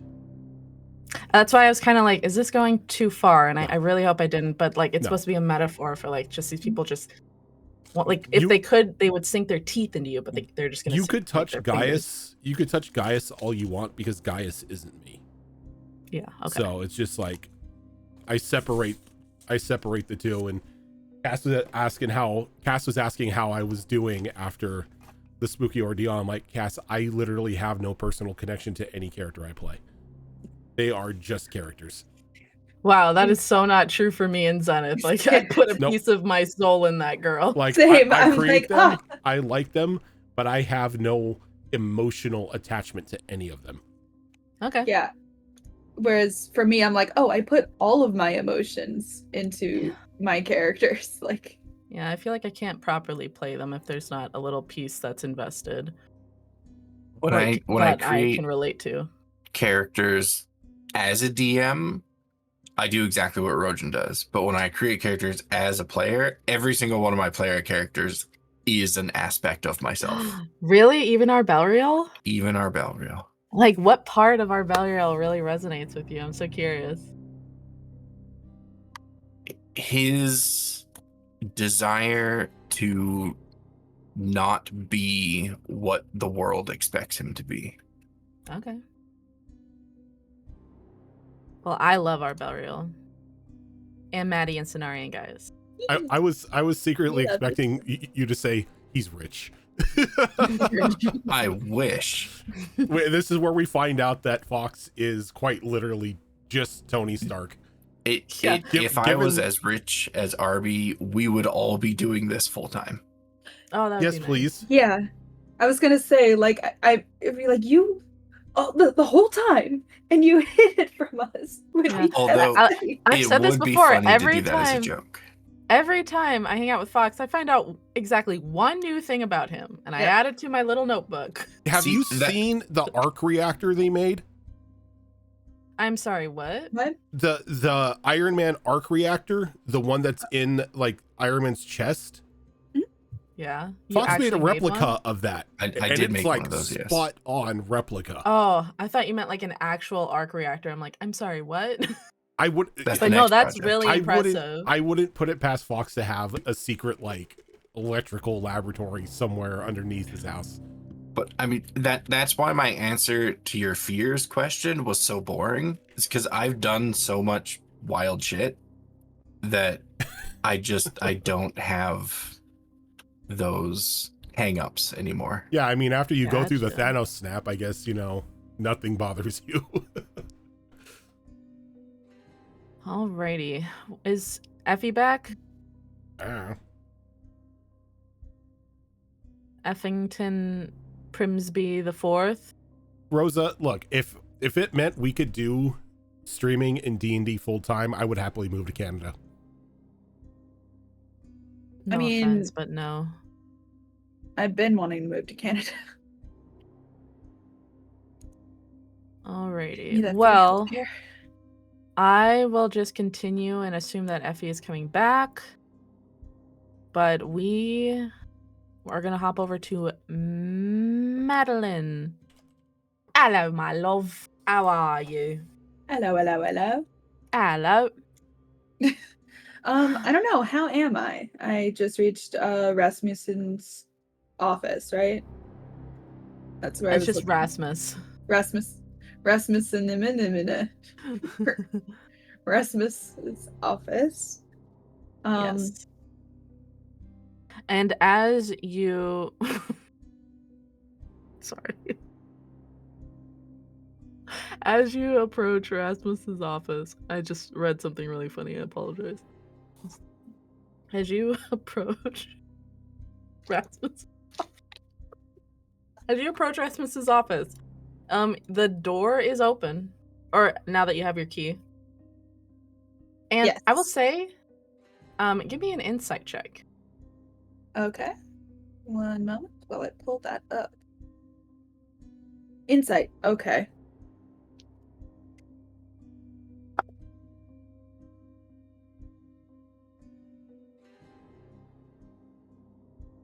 $15.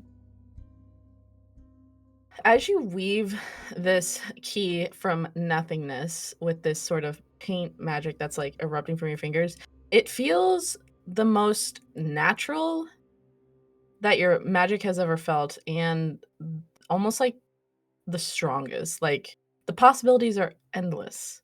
And you feel like you can tap into like just all the times that you've been outside just painting away. You feel like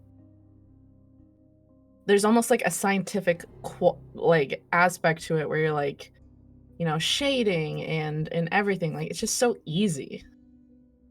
GG easy. Sorry. GG easy, get good. Yeah, no, that's awesome. Okay. So I unlock the door and like just stick my head in first to take a look around, and then Mhm. I'm gonna leave the door open if I can. Yeah. As you do that, you step in and you've never seen Rasmus's office before. But it almost reminds you of your father's, not in the sense that it's covered in like dead animals from all the hunting trips or whatever, but it's very warm and inviting, very masculine, big overstuffed armchairs, um, a roaring fireplace. It looks like the most friendly, welcoming place you could probably find in a horrible house of mirrors. And as you look around, I guess give me an investigation check, and you can let me know what you're looking for. Okay. So for my investigation, And you know what? I will say that as you are looking out, you can see that there's like you can see like when you were looking at the chandelier earlier, like that little sort of um surrounding kind of area of like places where you can see kind of like paint, like the paint brush strokes or whatever. So you can do this with advantage if you like. okay.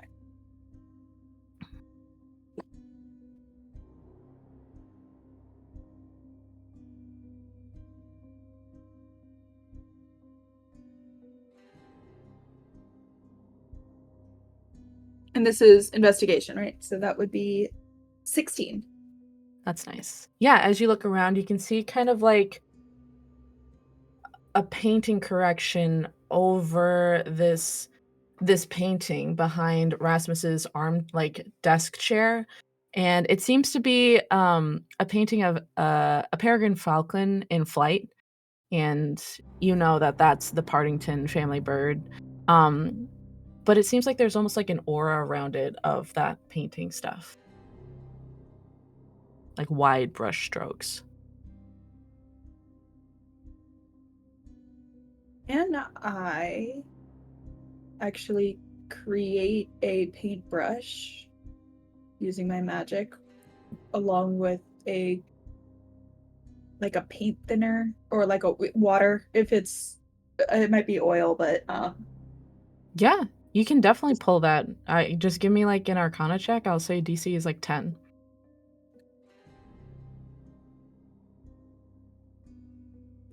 okay, so that is, let's see, Arcana. Yeah, so that is once again a 16. Lovely. Like again, it is so easy for you to like almost like reach into the ether and just create this paintbrush out of nowhere. And you can kind of sense like you don't even need to use paint thinner. It'll just automatically do your whim if you like. Okay. I am going to kind of use it to erase what was painted over. For sure. And you rolled a did you roll an investigation check or you rolled investigation, right? Yes, investigation.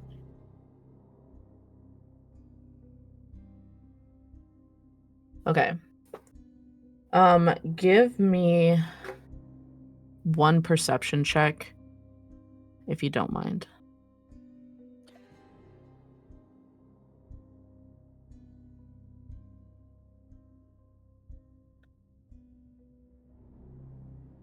$14. As you walk forward towards the painting behind Rasmus's desk, you realize that the door that you came out of, it was like a door where you pushed it open and you can like kind of semi-close it, but it's still open. On the other side of the door, like where it was and it kind of blocked your view, there's a mirror right there. And it's right in front of the like aimed right at the painting.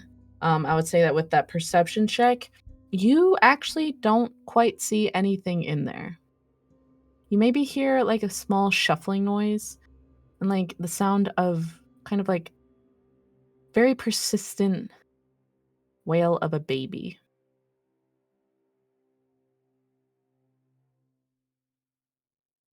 But like a fussy one where it's not like building up to a full cry, but you Yeah, can't it's see just anything. uncomfortable.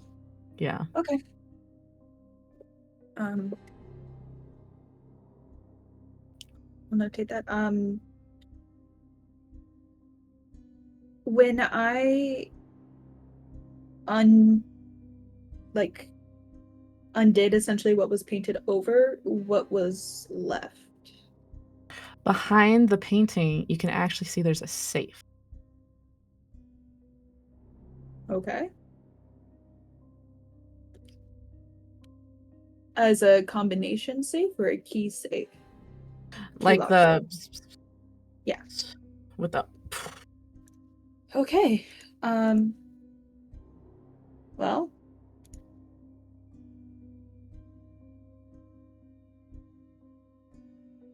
not sure if I want to completely do that yet. And there's a desk, I assume. Can I look through the desk? sure. Okay. You can give me I guess that would be a separate investigation check. Yeah.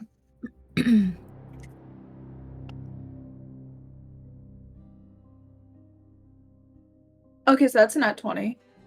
Nice. What do you add to that? Let me see. Investigation, I had 5. Okay. As you are looking through the desk, you can see that there is several drawers, but on one of them, there's that paint overlay again. And as you open it up, it doesn't look like anything special, but probably from your time with Sonari, she's probably told you to look for like false bottom, like drawers and whatnot. So if you reach your hand in there, you would most certainly feel one. Yes. Okay. As you lift up the bottom, you can see that there is some like legal documentation. Just like the usual boring legalese stuff that you've seen on your dad's desk a million times. But as you dig further, you see kind of family, like private paperwork, like banking statements, trust funds, and birth certificates, mainly for Avros and Marina.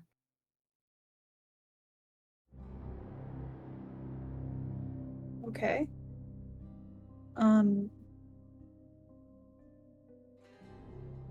Is there anything odd about the personal paperwork or?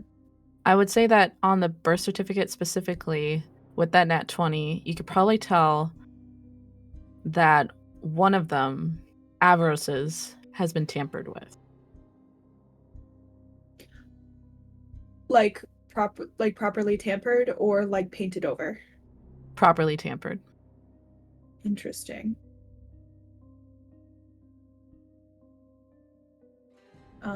I will put that on the desk for now. Okay. I'm not gonna be like putting it in my bag or anything because I'll end up forgetting about it. Okay,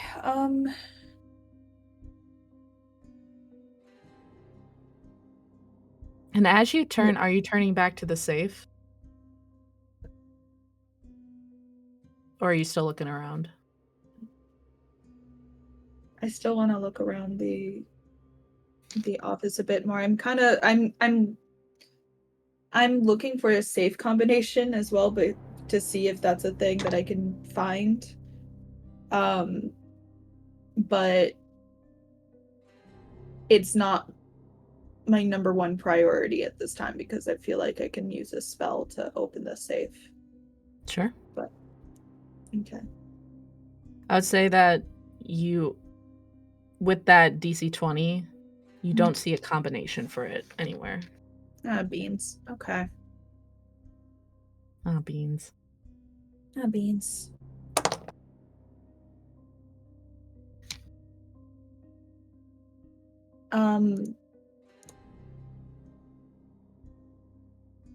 So I'm going to turn to the safe. And cast knock on it. And as you raise your hand to cast knock, you can hear a voice behind you coming from the mirror saying, "What are you doing?"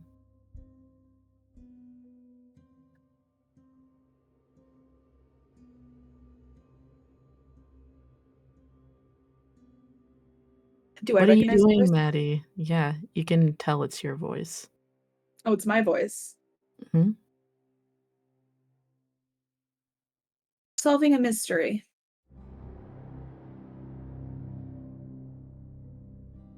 I'm still not looking at the safe. I'm still like this, or still not looking at the mirror. I'm facing the safe still.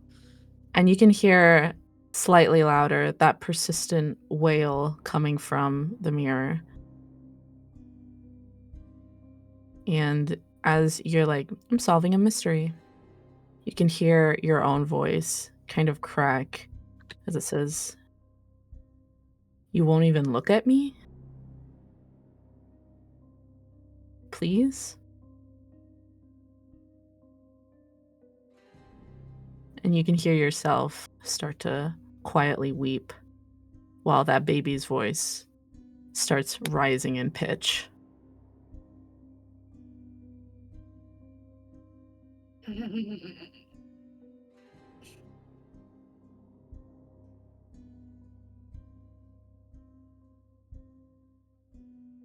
I'm gonna cast knock again, or try to cast knock again, at least.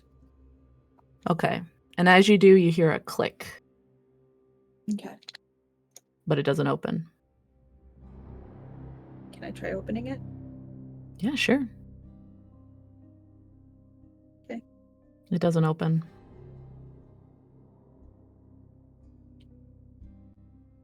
And if you read the language of knock, Yeah, I'm reading it right now. I believe it says that if there are multiple locks on a door, it'll only unlock the first lock.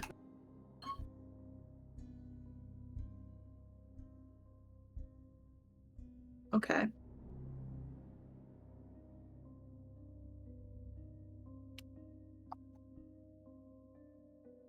God, I could really use Sonari right now for this. I'll try casting knock again. Okay. You can cast knock again, and as you raise your hand to do it, you can hear that voice going like, "Please help me. I need to get out of here. Please just look at me." You're not real. I could be. I could be you.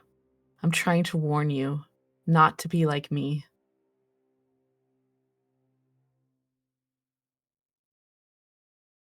She turns. As you turn, you see yourself, and you don't look much older, but you look tired, exhausted, dark circles.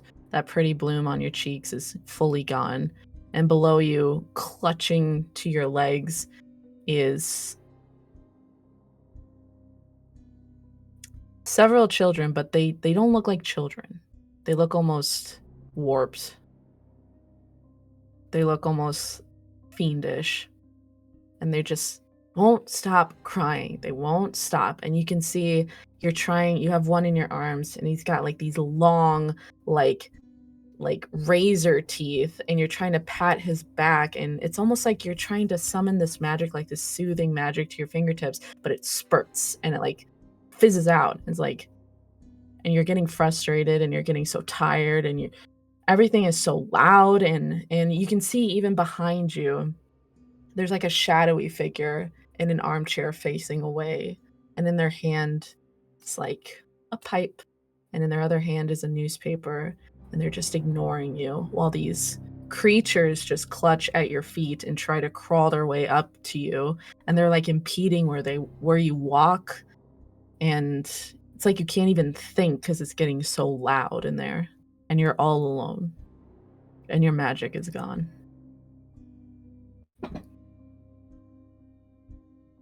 Are those children yours? And I love them. How could you think. love them? How can I not? And they're like, their fingers are digging in so much, it's like they're tearing through the bottom of her skirt. But she rushes up to the mirror and she goes like, I know you won't let me out, and that's okay. I just needed someone to see me. I'm causing you pain. And who is he? My husband.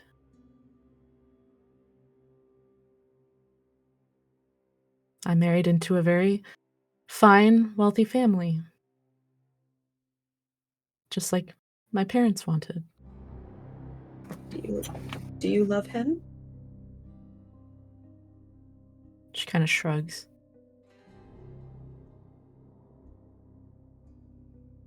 I never really considered it.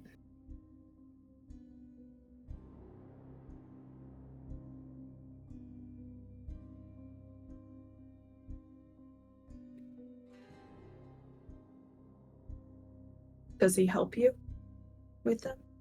She lets out a laugh like, that's not his job. His job is to protect you. She kind of nods, and she's patting her baby's back, who's quieted down a little bit and is sucking his thumb and just eyeing you from his mother's arms, like suspiciously. She goes, I'm not going to try and get out of here. I made my choices. Yeah. But just be careful. I'm but one iteration of a reflection, and I don't think the other ones are as peaceful. Okay. And at that, she kind of steps back so she's in the shadows along with that mysterious figure in his armchair. And the children recede back with her. And at that moment, Sonari, you can push through the door if you like. Walking in, just walking in and be like, do not talk to the mirrors! I would have been so funny if Sonari shows up like, what up, bitches? Like, do not talk to the mirrors. If you have a curtain, we'll put it over it. Where did it go? Where are we? What is this place? Rasmus's office. I did talk to her. also, Maddie, in you are first floor. shocked. You didn't Yeah. think that Sonari could get through here. That's true. Okay. Yeah. No. Just she kind of just like, oh my god. Okay. Are there curtains in the room? There are. But I think you can probably tell just from your conversation with this creature, maybe they're not needed. For now. I was gonna say she just said there were more. Well, like other mirrors throughout the house is what she meant. She's Got just it. but one fractal reflection of a mirror. Got it. Okay. Yeah, that I did talk with her, and she's not going to be bothering us. There's a safe over there. I already cast knock once. There's a what? There's a what? Yeah, it's like it's kind of like like throwing a ball for a dog. She's just like doing that, and then she's just gonna sit down if she can, being like, Okay, so what kind of lock is this? Am I seeing? Is it like a comment, like It's Combination. And I just go, right. So you looked around the room for any possible, like, no documents or anything? nothing with a combination, but this looks kind of weird. She like pushes forward Avros's birth certificate. I look at it and I go, "Is this the only one you found?" There was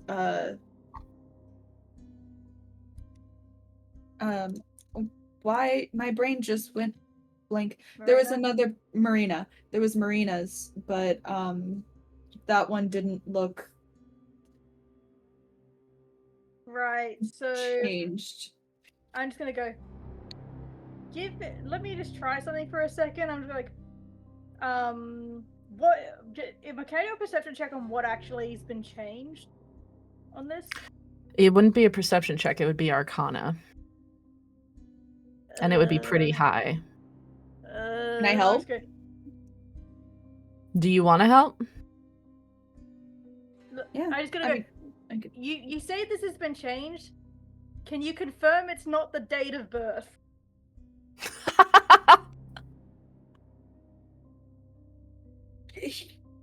Sure, I can. Yeah, I'll go ahead and do that. You keep working on that lock, so I guess I'll be doing the Arcana roll. Okay, so I'm just gonna very quickly okay, so this is what the date of birth says for this version. Give it back and go, let me try it.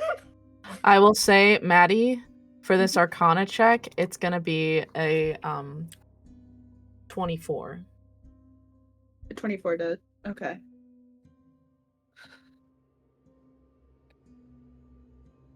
I believe in you, magic woman. Okay, so I rolled a 17 plus 5. That's a 22. You can see that there's like a hazy sort of mirage sort of essence to this birth certificate, but it seems to encompass the entire document. Mm. So you can't really pinpoint exactly what's been. What specifically? Okay. Okay.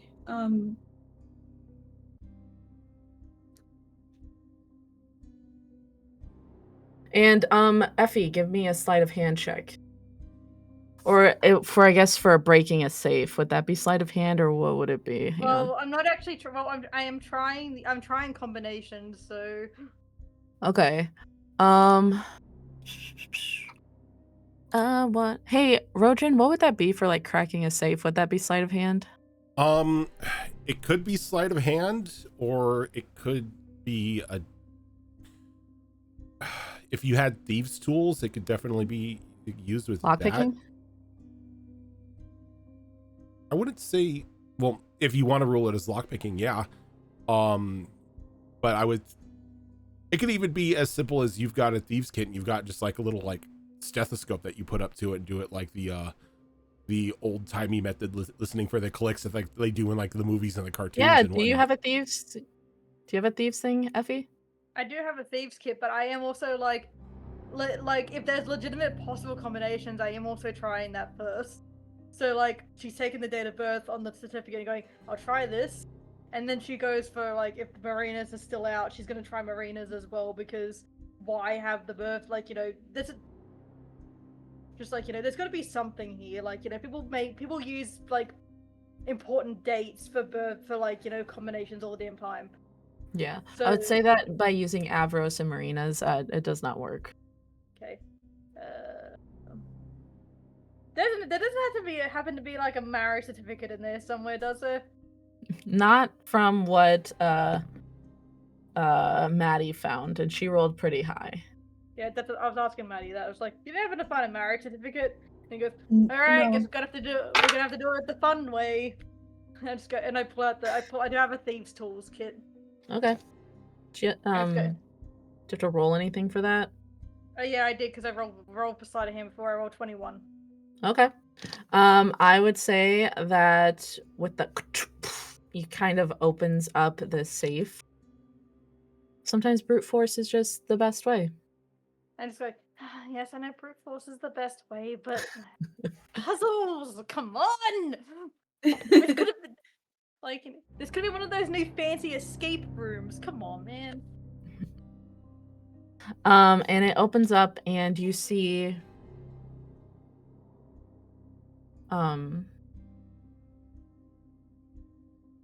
you see documents in there. I have way more paper. I'm gonna take it out and go, this is yours, and give it to Maddie, and just like, I feel that this must be something that you deal with, because I have my own shiny thing. You can, Maddie, if you want to look through it, I'm not going to make you roll for it. It is not much, actually. It's not even a full stack. It's just a small folder, and it has a will in it. Okay. And it is the last will and testament of one Rasmus Galfreus Partington IV. I am of sound mind and body. Upon the dictation of this will, yada yada. Heretofore, all of my assets will be sent to Vivraous. And you're looking through this, and you look down, and you see there's another will. As you pick it up, you see one of these is an old will, and the other one was edited about a month before the events of the Partington murder occurred. And it starts out quite the same. I am of sound mind and body, heretofore as my, this is my last will and testament, blah, blah, blah. My assets will go to Vivraous, Galfreus Partington, upon my death, yada, yada. Marina, Salazar Partington will get this, yada, yada, to my wife. The only difference that you can see is the place of internment, which is where Rasmus wishes for his body to be laid to rest upon his death. I knew it. Okay. All right. I had an inkling, but go ahead. Sorry. In the original one, he wished to be laid to rest in his family tomb. But in the second one, he explicitly states that he would like his body to be laid to rest in the Vivraous forest, interned there by his sister. Okay. So the only difference, it's not like he gives more stuff to his sister or anything like that. It's just where his body will be laid to rest. Mm-hmm. Okay. And just kind of just like trying to sit and just like, so got anything there? Yeah, one sec. And then one moment. the last piece of information that's in that folder is actually a letter between Rasmus and his lawyer, who you can probably assume has written this, written up this last will and testament. Dear Mr. Bungingham, I am writing to you. I would wish to make a meeting with you to change some aspects of my will, due to some evidence that has come out. I fear for the safety of my body within my family tomb. I wish to be laid to rest in the forest. If you could draw that out for me, I would be ever your obedient servant, Lord Partington IV. So he was worried about his body if he was to be buried in the family tomb, or so the letter says. Yes. And there's a response in there, not at all an issue. Lord Partington, I will have those documents written up for you within the day. Seems like something you should be in person for. In regards of the will, does it have it doesn't have the same like arcane like visit? No, it looks no changes, Legit. no like weird magical changes made to it. It looks legit. Okay. And then it's got his like wax seal and everything, his sigil, his signature, and also witness signature of his wife there, as well as his attorney. Can I compare the writing or the signatures with that letter that was sent out to other I would paperwork? say that the paperwork that was drawn up for the will and testament were actually printed. So they were No, the letters sent to the lawyer to the Yeah. other paperwork, the other handwritten paperwork that I found that had like nothing of no in the when I first looked like you just want to around. compare it to Rasmus's handwriting. Yes, that's what I wanted. Yep, give me that will be a roll for that. I figured. I would say that would probably be, you can either do investigation or intelligence.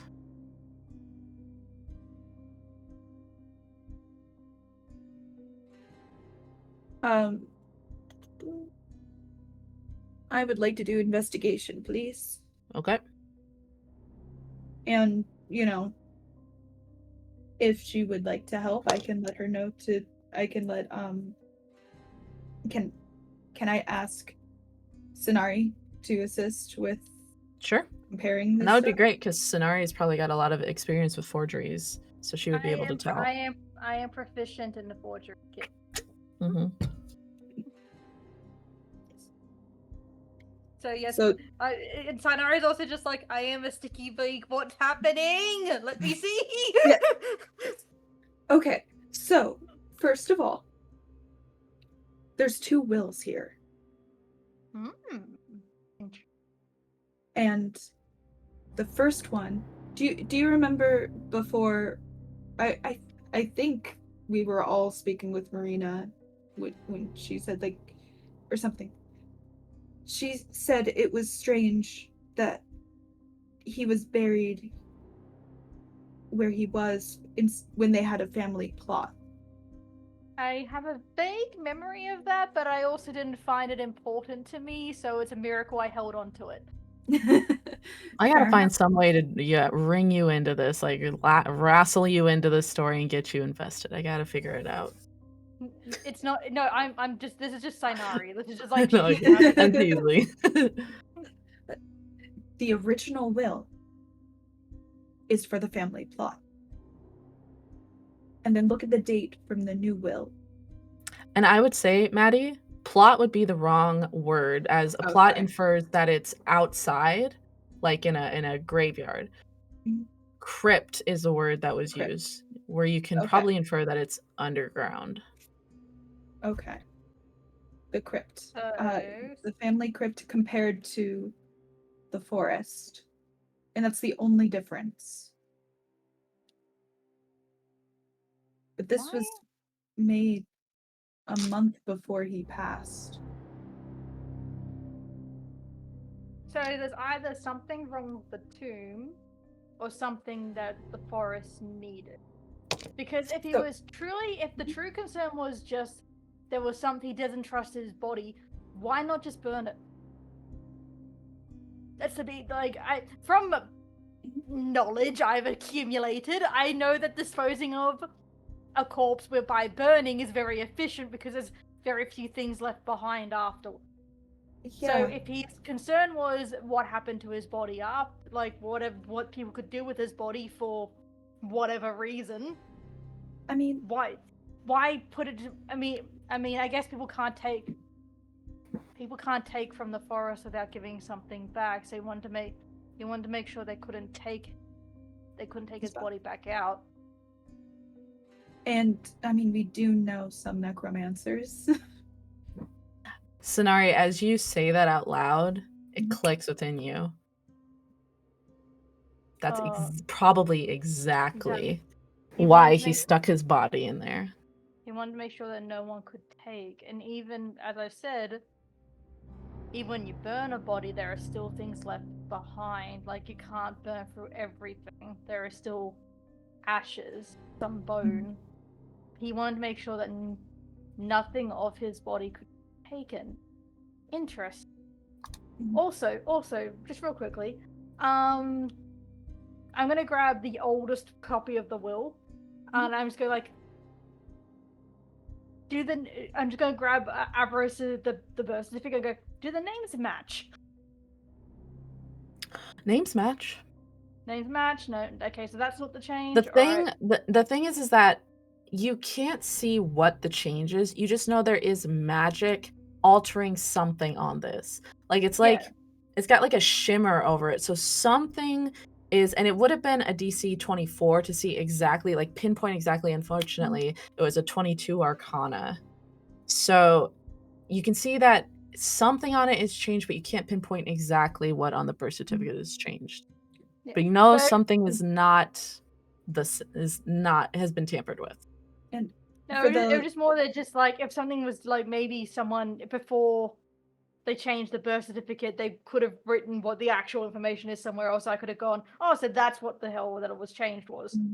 But like, you know, I don't know. I'm doing my best here. you are being incredibly helpful. For this, he sent this letter to change the will or send out a new will.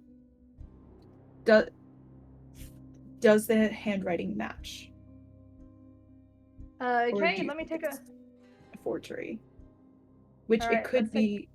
Go I ahead. thought you rolled for that, like an intelligence or investigation check, and you would have had advantage with Effie helping you. Did you roll that?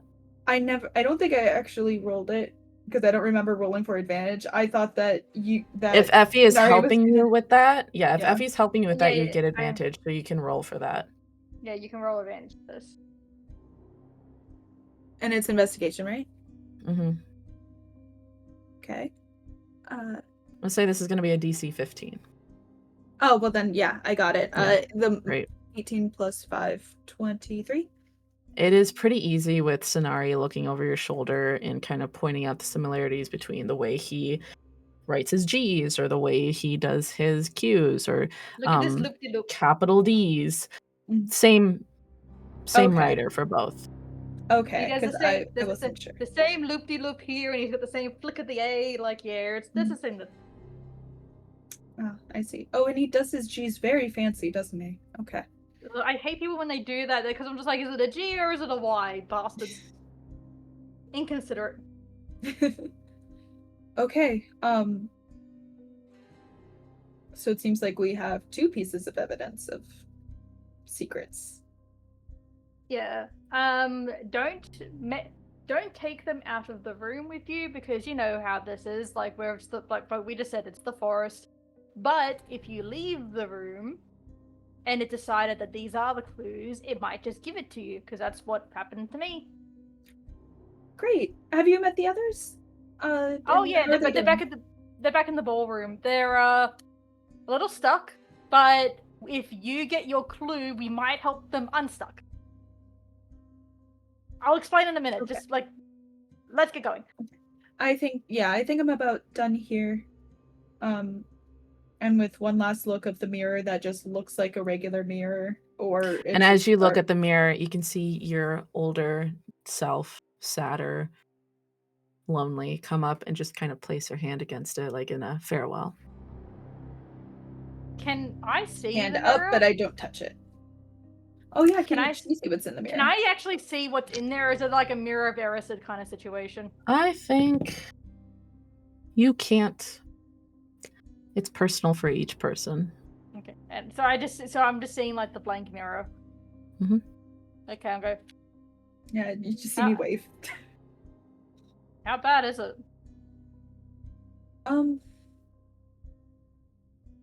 They told me there's worse out there. Oh, delightful! Great to know. And there's more than one. And I just as I'm walking out the door. As you guys step out, Sonari, you still have in your hand that golden sort of paperwork from Yadira's premonitions book. And like, even though you try to like put it in your pocket, it still appears in your hand. Maddie, as you step out, you feel kind of a tingle in your hand, and you look down at the warmth that's kind of radiating from your palm, and you can see that in your hand is the will, Huh. which is the new will. Okay. Huh. So it's You the can will. probably infer that from that nat 20 you got and just digging around in his desk, probably the magic of the forest and just the way you're able to kind of mitigate this paintbrush kind of possibility, sort of like magic, probably didn't even expect you to find that, the birth certificate. But it only can give you one. So it gives you the will, which is still a pretty fine secret. I would say actually it's not the will, it's probably the letter from Rasmus to his lawyer. Yeah. About what's going on in the crypt. That actually seems more feasible, because yeah. And then you guys can head back down to the ballroom, and as you walk forward, you, similar to Sonari, can see how these kind of almost invisible walls that house you and Sonari together are shimmering, and you can almost sense within you that if you broke one of them, you could either bring Gaius or Belial over to your side. Okay. And you So can you approach the can dance floor. see the shimmy walls now, can't you? Yeah, it's everything's sparkly. So, do you think one of them could see what's wrong with the birth certificate, or should we go somewhere else?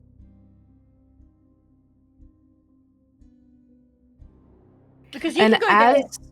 I forgot, as you guys step out of the room, you hear a chiming from that clock that you heard earlier, enough to tell you that it's 11:30 now and your hour's halfway gone.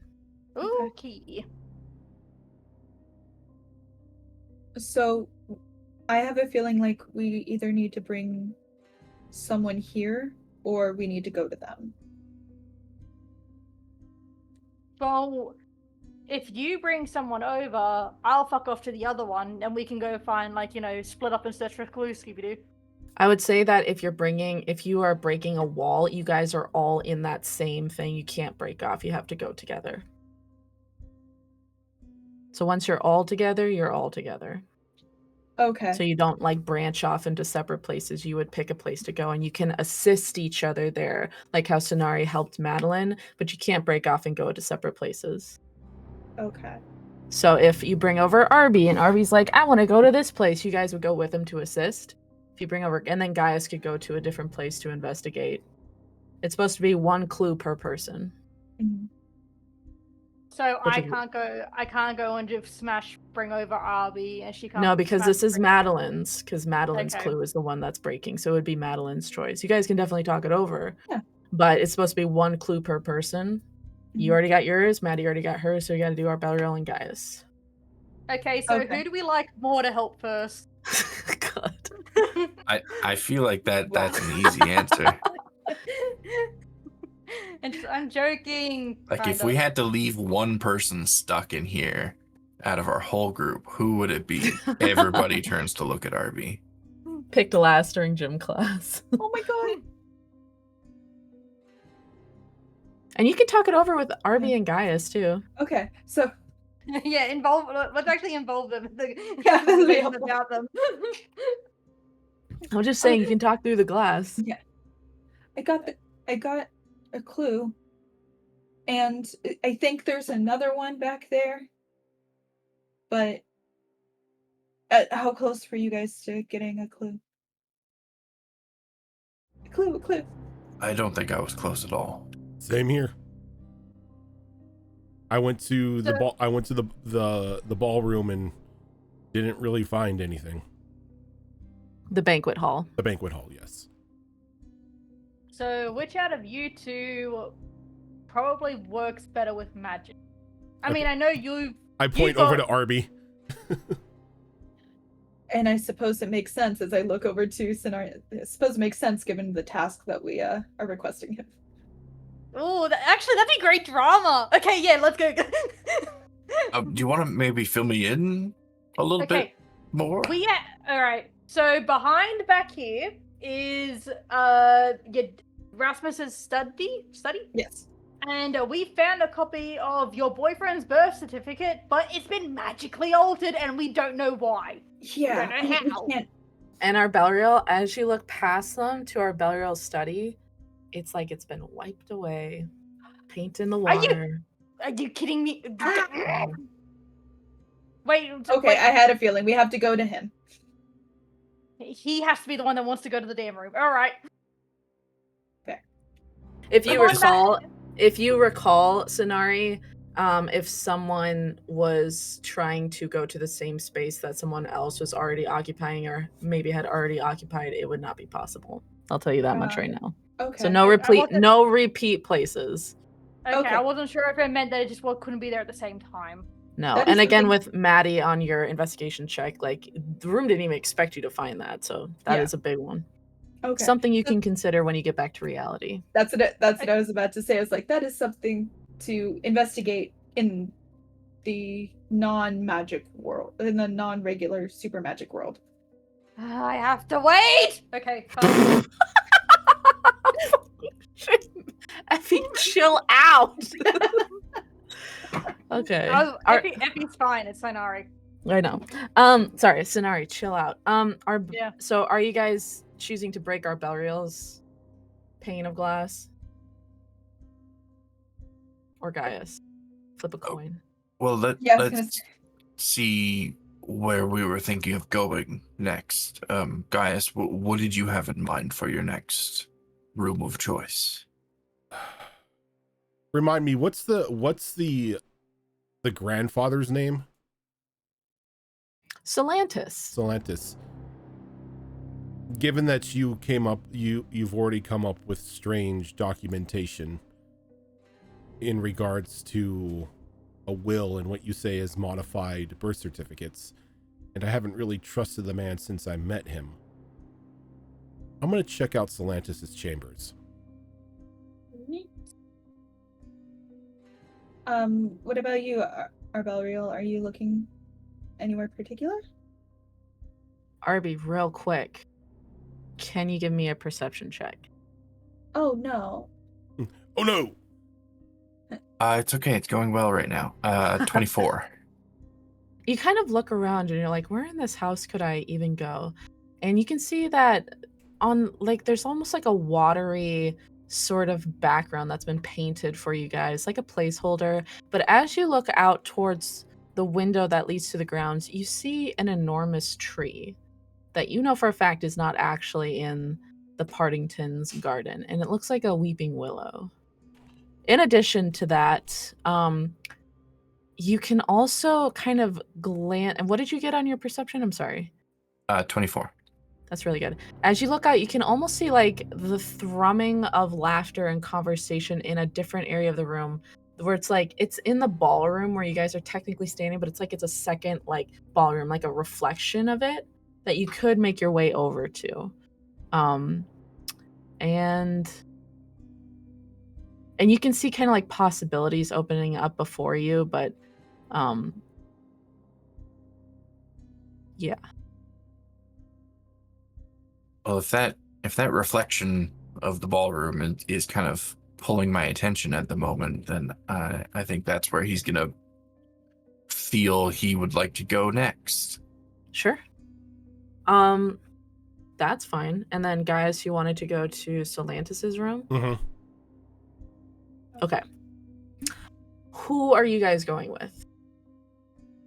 Well, this is the common area. We have to come back here anyway, so if Arby's just gonna hang out around here, we could probably come back for him. Okay. I'm talking to Maddie as a... What do you think? Yeah. You're the one that has to do the punching. Yep, okay. Do I have to punch it? Yes. I mean, or I you can can't- kick it. I mean, I Sparta kicked it, so... I was just thinking about being all fancy with my paintbrush and everything, but it's fine. Yeah, no, I'll I mean, you can try. I'll punch it. You definitely can. Why don't you try it? Okay, yeah, I'll take my paintbrush with like this and try to like create like a door. And as you wave your brush, it's like this like unlike when Maddie when Sonari like crashed and it came down in like a golden rain of showers, this really beautiful like almost silver archway opens up and you can step through to Gaius' side. Artist. Sorry, it's just like Barbie Rapunzel, the movie. I actually preferred the Barbie and the Nutcracker. Yeah, I didn't have that one on VHS. Well, they did not. They had no business making that Nutcracker that hot. What was They really going on there? didn't. I don't.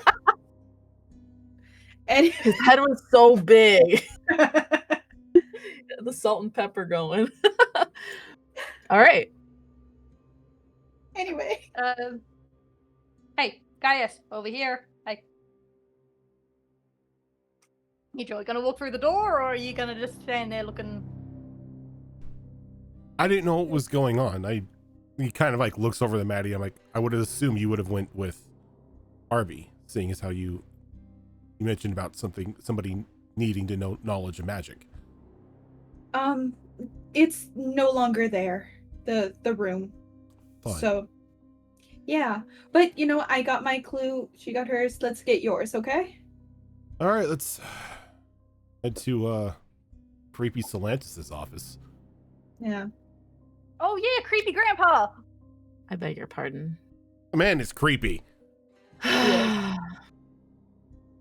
We don't trust him. None of us do. You don't Okay. trust the old. Why would you trust the old white man? We don't do that. It's rule number 1. Okay, as you guys, Arby, if it's all right with you, I'm just gonna have you hang out here while they go to Solantis' room, because if they get that clue, they could come back and help you out with the. Okay. Give me 1 second. I just want to look over my notes. Yours also seemed more like end of mission type place to go to. Yeah. Our I Belreal. mean, they did say meet us all in the garden, so if we have to go there in the end anyway. Okay. Also, we need to hurry because it's 11:30. As you, Gaius, I have within your breakfast at that mind, time. you can paint the pathway into Solantis's. Are you wanting to go to his bedroom or his office? I want to go to his office. Lovely. As you paint it in your head, you see a very imposing door appear at the end of this long hallway, and the three of you make your way over there. Well, this looks like a boss room. Is there Latin coming from the other side? Why do I hear music? Guy's just gonna reach out and try the door. And as you reach out, you hear a sort of whisper like, "What do you seek?" From the door? From the door, man. Do we all hear it, or is it just Gaius? It's Gaius because his hand's on it. And Guy's just gonna say the truth. And the door, you feel kind of like weirdly like a probing in your chest, and the door goes acceptable and opens for you. And you guys walk into an office, and Maddie and Sonari, you will notice that it looks very different from Rasmus's, where it was very warm and welcoming. This one, if you could put like the gray millennial sort of thing to this office, it would be that. It's just not decorated very much at all, and minimalist, yeah. And Gaius, you can give me an investigation check if you like. Sure. Not one painting of his kid. What the hell? Yeah. I knew I didn't like him. Nat 20 Also- for 29. Also, the creepy lighting here. Is this in the family crypt or what? You're not in the family crypt. No, It's he's just just a creepy singular old man. candles. No, he's not. He's loving. Anyway. Right. Yeah. As you walk in, it's like you have like some kind of zoning thing, and it leads you right to his desk. And I would say with a nat 20, you are able to find kind of like a secret clicking thing underneath the desk area that drops open sort of like a drawer. Like a false bottom. Yeah, but like wider, not just like lifting it up from a drawer, but like a secret compartment. Sanari's like torn because she sees the guys that's found secret compartment and just like, but she's also like, where's the fucking mirror? Yeah. Oh yeah, as you guys look around, you can see a mirror Thanks, propped Effie. up. Thanks, Duffy. Teacher. Homework. I'm literally here going, where the fuck is the mirror to protect ourselves? I didn't expect her to have forgotten that they existed. Oh, I forgot. That's actually not great because Gaius's was super close to being broken. Okay. Is Hold this on, give mirror the also gap, broken? give the I gap. need everybody to roll a stealth check for me. No, wait, Fuck. gift of gap. I didn't say anything. No, it don't work on me, you silly bitch. Is that mirror still broken? Like Yeah. that's the okay. That's everything's gonna be fine. What did you say we're doing stealth? Yeah. Grouped stealth Yeah. check, I got a 21. right? Dirty 20. I saw that little dance. I was hoping it was good. No, I don't 23. dance. 23. I don't dance when it's bad. I just kind of stay silent and like contemplate how terrible of a roller I am. Okay. 1 second here. La da da do da down down down down down.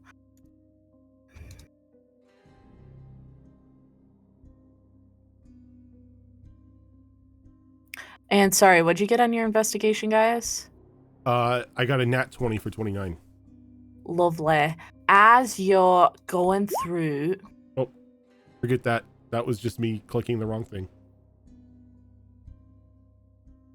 as you're going through, it's almost like God damn it. That's not the This- button I want. stop. As you're going through, I'm talking. Sorry, no, I'm just kidding. You're good. As you're going through, it's like your body immediately like centers on the mirror, and you're like, it's like a sleeping dog. I just cannot wake it. And you can hear like the sounds of a scuffling coming from it, but you can't see anything. But as you approach the desk with this like you pull out a letter, and it is from Lord Solantis to the General Thronius, Zymar Thronius, who you've met a couple of times, and he was the one who initially charged you guys to look into this. And essentially it states, General, I appreciate your hard work into the investigation of the murder of my son. I understand that you have a possible suspect in your custody. Should you require any assistance with getting the truth from him, I urge you to not share this information with my son or my granddaughter or my grandson, as they are very attached to this person. But please let me know if I can be of assistance. I will be mailing over a second order of my serum to your headquarters within the next 2 days. Cordially yours, Lord Solantis Partington III.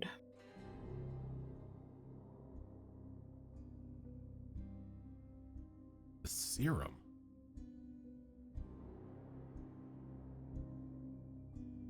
And Effie, I need you to give me a history check. So I assume I'm right, you guys. Like, I would assume that everybody can see this. Is that okay? that's an 18. You know that there is, among the eyes, you have knowledge that the wings occasionally employ certain truth serums for interrogating prisoners. You weren't ever really sure of the creator or the manufacturer of it. You might have an inkling that this might be that. I'm just like, sounds like serum. A what serum? the wings like to use a little bit of truth serum when doing injections.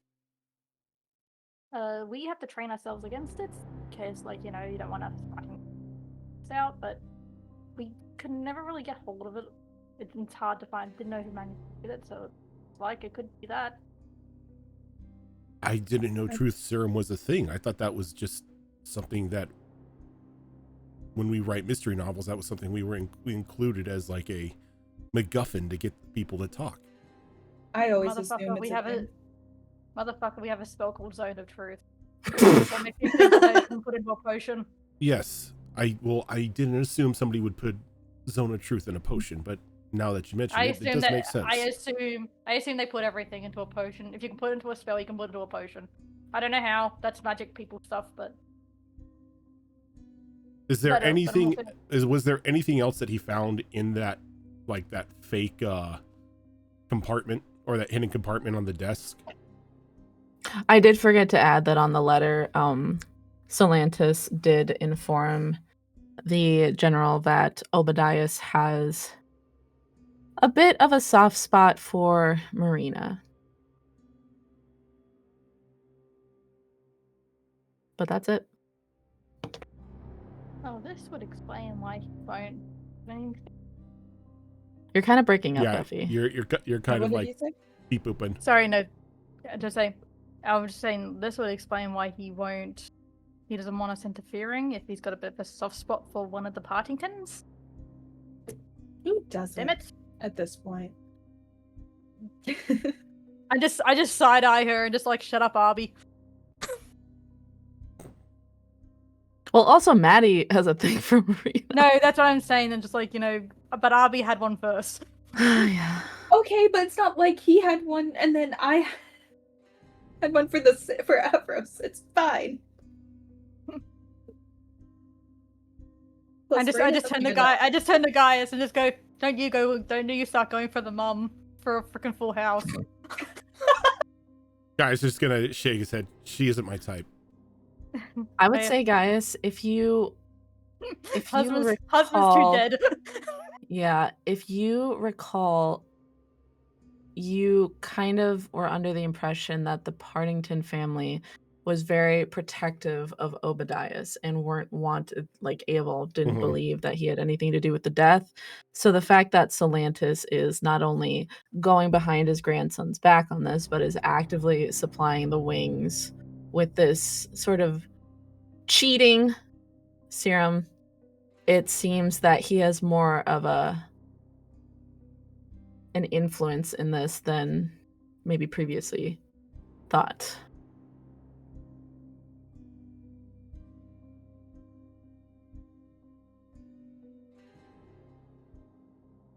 He's gonna like slowly stand up. Well, it looks like the old man is going behind his family's back. That seems like a pretty good clue. Now, leave it on the desk. It'll appear in your hand when we go out the door. Let's go before we wake up the creepy mirror thing. And could I get one more stealth check, y'all? Sure. 15 plus 5, 30, 20.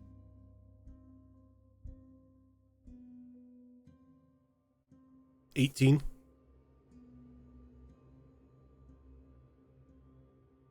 So that would be a 6. As Gaius and Sonari silently rise, Maddie, you're like, me too. And you stand up and you knock over a big thing of books onto the ground. And you can hear like coming from the mirror, like someone just quick turn their head and like a scrabbling as something's like running towards the pane of glass, almost like on their hands and knees, hands over feet and stuff. And Gaius, they can't see it, but you can see in the distance something made of many hands is crawling its way, and you can see your face like buried within like Leave this. now. You can see your. Okay, I'll stop describing it. No, like he sees that and he's like, yeah, we're going, and just Let's leave before we have to fight the Elden Ring boss. Let's go. Yeah. And you hear like a Running. you, and as it's running towards, you can see that it's trying to ram. It's gonna throw itself against the glass. Do we need a roll to make sure that we beat it outside the door? You guys can just run. Yeah. I don't I'm have a running. room up, so Like, go. Guy's just gonna yell, cheese it. Okay. Meep meep. And yeah, it was, if I had rolled a 1 or higher, it would have made it. Or sorry, a 2 or what? higher, I would have made it. Sorry. If I rolled a 2 or I just higher, did it would it. have made it. And But just I they rolled go, a what 1. fucking dice do you have that as a 0? Sorry, I'm dumb. I The can't secret talk. DM dice. Yeah, sorry. But yeah, so I didn't roll a 2, I rolled a 1. So, but that thing, you can hear like it's on its last legs. Okay, so you guys make it out and you guys are back in the ballroom with our bell reel. And Gaius, as you step out, you can feel that letter warmly appearing in your hand, and you can see the walls sort of shimmering to break that final pane of glass between you guys and our bell reel. You see the shimmy shimmy now? And Gaius just walks up and just like closed fist, just like hits it, just bonk. And like Barbie Rapunzel, all these golden showers appear down on you, and like a rain of sparkles. And Arby, your friends are back with you. I take it. There's a bunch of cats outside. You were successful? Seems like the old man is working behind his family's back and providing the wings with the truth serum for Obadiah's interrogations.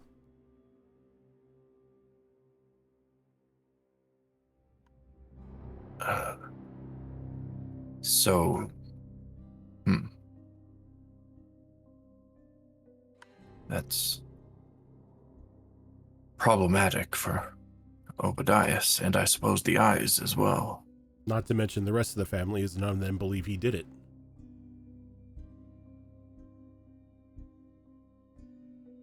And we know for a fact he didn't do it. We do. But that is a problem that we can only deal with if we all make it back to the real world. I was going to go look at that strange kind of reflection of this ballroom, but if what you guys have found have given you other ideas, I am open to them. Did the ballroom stand out to you? That, and also there's a strange tree outside that I feel is intentionally out of place. Well, if there was any place to investigate, that sounds like it. I'm always a fan of checking out the creepy trees. Just don't accidentally throw a dagger into them. They don't like that. Noted. Okay, give me 1 second, you guys. Pulling up my notes. Okay. That mirror was straight out of a horror novel. Oh, so you did have more trouble with the mirrors. Oh no, mine is almost broken. Almost like you saw it just now go from not broken to almost broken. No, the first time I interacted with it, it formed a very large crack on the mirror. And the one you just encountered Same was crack. the same? Yep. It was the same crack, I assume. It was broken, but I knocked over books accidentally when we were trying to leave, and a lot of hands were... You wouldn't see the hands. It was only it's only guys that could see it. I thought that you two didn't see it, but I saw it. No. No, the opposite. It was Only guys could Gaius. see it. Got it. Never mind. Just like you could only see your mirror, but Sonari couldn't see it. Okay, yeah, sorry. I thought that things changed because it was a monster coming at us. But never mind. It's fine. Never mind. I didn't see anything. I just knocked over the books and it's just on my way out. The guys was just shit scared, and then that made me panic. Mhm. Well, I'm sure we'll be fine. We're all together now. We'll be Hmm? fine. It's fine. Yeah. And my mirror said that there are worse iterations, so that can only mean that there are better iterations of the mirrors that you guys have seen. Right? Well, I'm sure that we'll never have to worry about it again. We will proceed to this next location, and there won't even be a mirror. Yeah, I I bet love your it's a tree. confidence. There won't be a mirror near a tree. Who puts a mirror near a tree? Right, that would be as strange as putting like a mirror in the kitchen or something. Yeah. Or us being in a house that has four different entryways, and it can paint off the entrances. Oh, Right. We should probably get moving. We don't have much time Yes. yes. Yes, thank you for the reminder. As you guys say that, you can hear the clock strike 1:45 PM. So you have 15 minutes. And I will say at this point, since the mirrors are usually an inside thing, one would assume. But in addition to rolling for damage against mirrors, I am going to be rolling a d4 every so often to see how many minutes have passed as we're looking for this clue. So Okay. I would say on the first one, that's a 1. It's 11:46. So chop chop. It sounds like we are going to be proceeding to the tree that I spotted. Okay. Anything And you else guys, Assuming you're supposed that to? it allows us to. Lead the way. as you guys step out, you see that this door actually leads to the outside. And as you push open the doors, it's like the moonlight has bathed the entire garden in this very almost ethereal blue and silver light. But again, at the very heart of this, like very out of place, there's this enormous weeping willow. And I will say that anybody can give a perception check or Yep. arcana check. Arcana won't do shit, so I'm going to perceive. I got a 15 I- perception. I perceive fuck all. That was a natural one. These stars look fucking realistic. Maddie, Arbeliel, what'd you guys get? I rolled Arcana for 17. And I rolled perception for 17. Great. I will say, and Gaia, sorry, what did you get? I got a perception of 15. Okay. I will say that at Gaius, obviously Sonari doesn't really notice anything. She's taken in by the stars, which there are a lot of out here. It almost looks like you're looking at a leg of the Milky Way. But Gaius, as you look, you notice there's like some strange, as Sonari yells like, there's a lot of stars out here. Gaius, Arbeliel, and Maddie, you can notice that at the drooping ends of this weeping willow, it's almost like something shimmering at the ends, like where there would be leaves. But it's almost like Christmas lights almost hanging off of it. And then Arbeliel and Maddie, as you approach it, you can hear like various whispers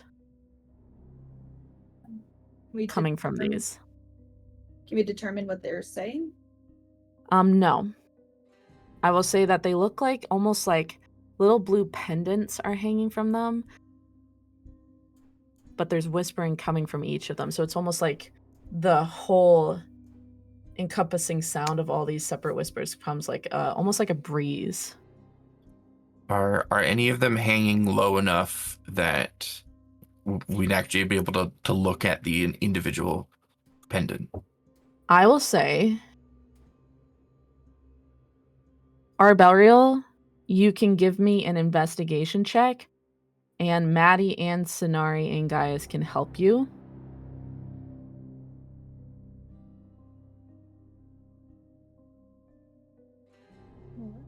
Okay. I don't need to roll with advantage or anything because that first roll was a nat 20. Yay!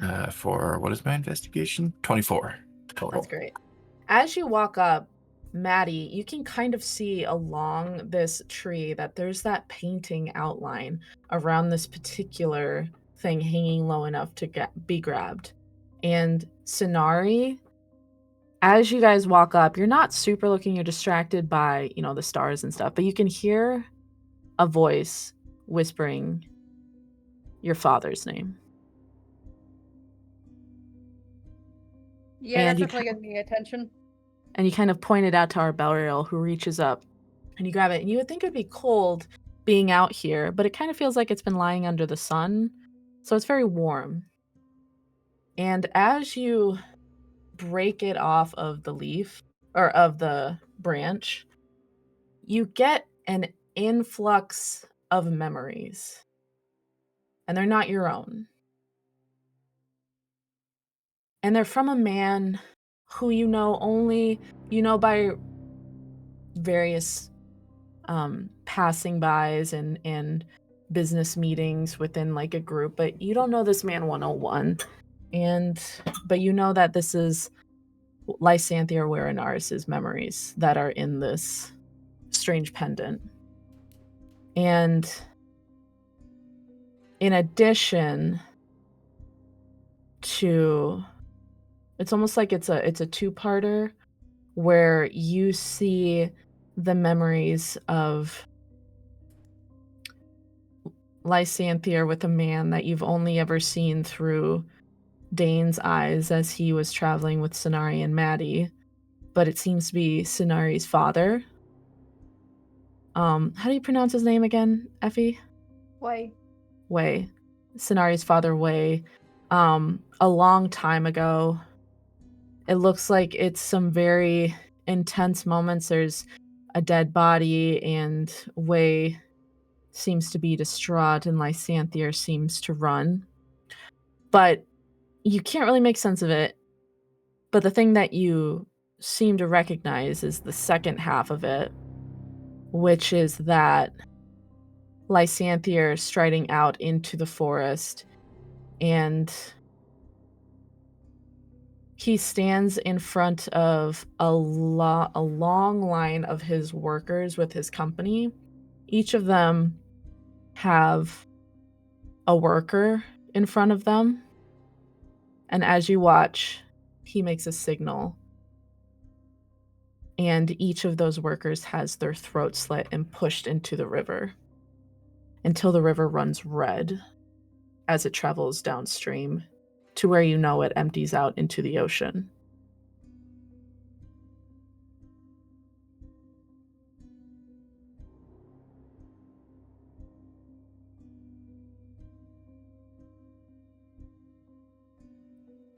I think after experiencing those memories, Arby is just kind of like he has a look of surprise and shock and a little bit of horror on his face, and he just kind of slowly turns to look over at Sonari.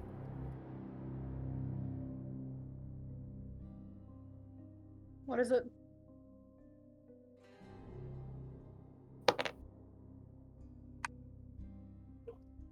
Your father. What sort of relationship did he have? Business or friendship or something else with Lysanthia? Her eyes kind of go wide, and she's just like, how do you know about that? Well, now is not the time to hold back our secrets from each other, I suppose. And he will detail everything that he just witnessed from this pendant. I forgot. Can you give me an insight check? I can. 17. I will say that as you are watching this memory, you're actually looking through Lysanthire's like memories, like through his vision almost. Sometimes you're outside it, sometimes you're looking through his eyes. But when you are within him, you can feel that in your heart, it's almost like your brain is shut off, like you're a bit of a puppet. You don't feel anything, which is strange. Because when you were looking through Lysanthire's eyes, when Way was in front of you, frantic, there's a dead body, there's two strange girls you don't know, you could feel that panic within you, that fear, but as you're Lysanthire out in the forest, you don't feel anything. So I will note that as well when I describe everything that I experienced. No, they can't. That can't. That you. It must be lying to you. It can't. You wouldn't. The man who. No, the man who. I don't think anything that we have come across in this place has been anything but the truth. Whether we want to believe it or not.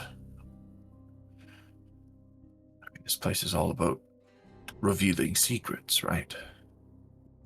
Yes, but I feel like this may be a distraction. Because the cat said to focus on solving the murder. He already knew everything about us, so... Where in Iris was there, right? They were at the party like everyone else. And if he says, but Arby came out here. Like this should be Arby's memory. Why is it? Yes. I go in front of Sonarts. Right now, we don't have time to fully go over what's going on. Let's keep looking around, okay? Yep, you're right. You're right. Or it just revealed a crucial piece of information in regards to the murder.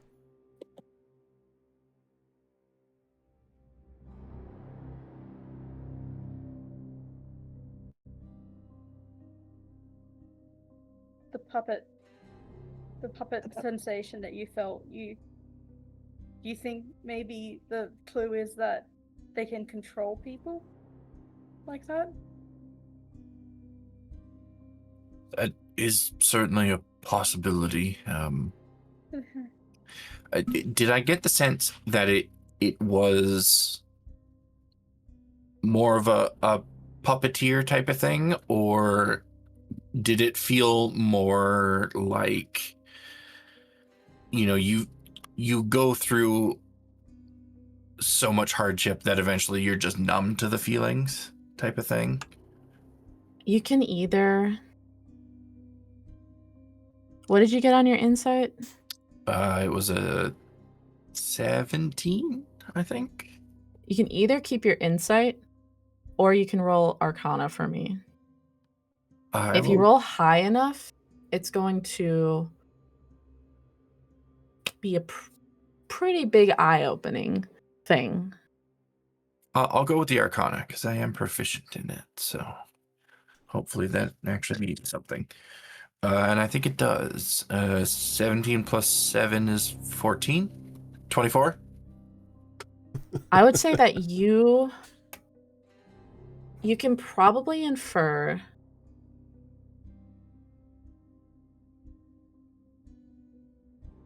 You can probably infer that these are memories from people who have gone into the forest, obviously. As you recall the rule, you can't take anything unless you wish to give something up. And as you're looking around at these other ones, you can hear voices or like memories and they seem to be from many different people, more people than you would expect to go into the forest. But you have to wonder, why are these memories here? They seem to be magical. Do these memories, are they taken completely from people so that they maybe don't remember this information? Are they taken, are they given willingly in that aspect, or are they taken unwillingly? Whatever it is, the puppeting thing, it seems to be in your insight check that you had, kind of a giving up thing where you kind of willingly are giving up your autonomy for whatever reason. And obviously you guys don't know enough about Lysanthier to know why, other than whatever Cenarius told you. It does not seem to be magical. It almost seemed like if one wanted it, a mind could be wiped blissfully blank to detract from whatever's going on or whatever had happened in the past. And that as well, I will detail and share with the whole group. So whatever he did, they did, whoever, there was at least some part of it that was their choice. Shoot, and I forgot to mention, as you see these bodies going downstream, you can see that the blood in the water, as it branches out onto the shoreline, you can see like plant life, creatures that wade towards it. It's almost like, I'll apply your Arcana check to the memory as well because it was quite good. It almost is like it warps it into that sort of dark sort of energy that you've been sensing from the Nightwing.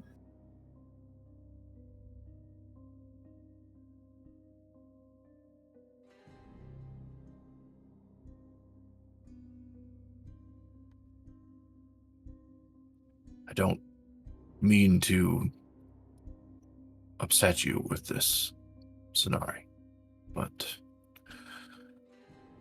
we were shown this for a reason. I am going to be rolling for time here. That's a 4. We're up to 1150. Okay. All right. When I, well, if you left your thing, when I walked out the door back to the room is when they gave me the clue if that was the right thing. So, if you put that down, walk back in, if it gives you that, maybe that's the, and then we can. Oh, he said meet us here in the garden, so I will say that as Sonari says that, you can see that this memory in your hand glows warmly and it turns that lovely golden color.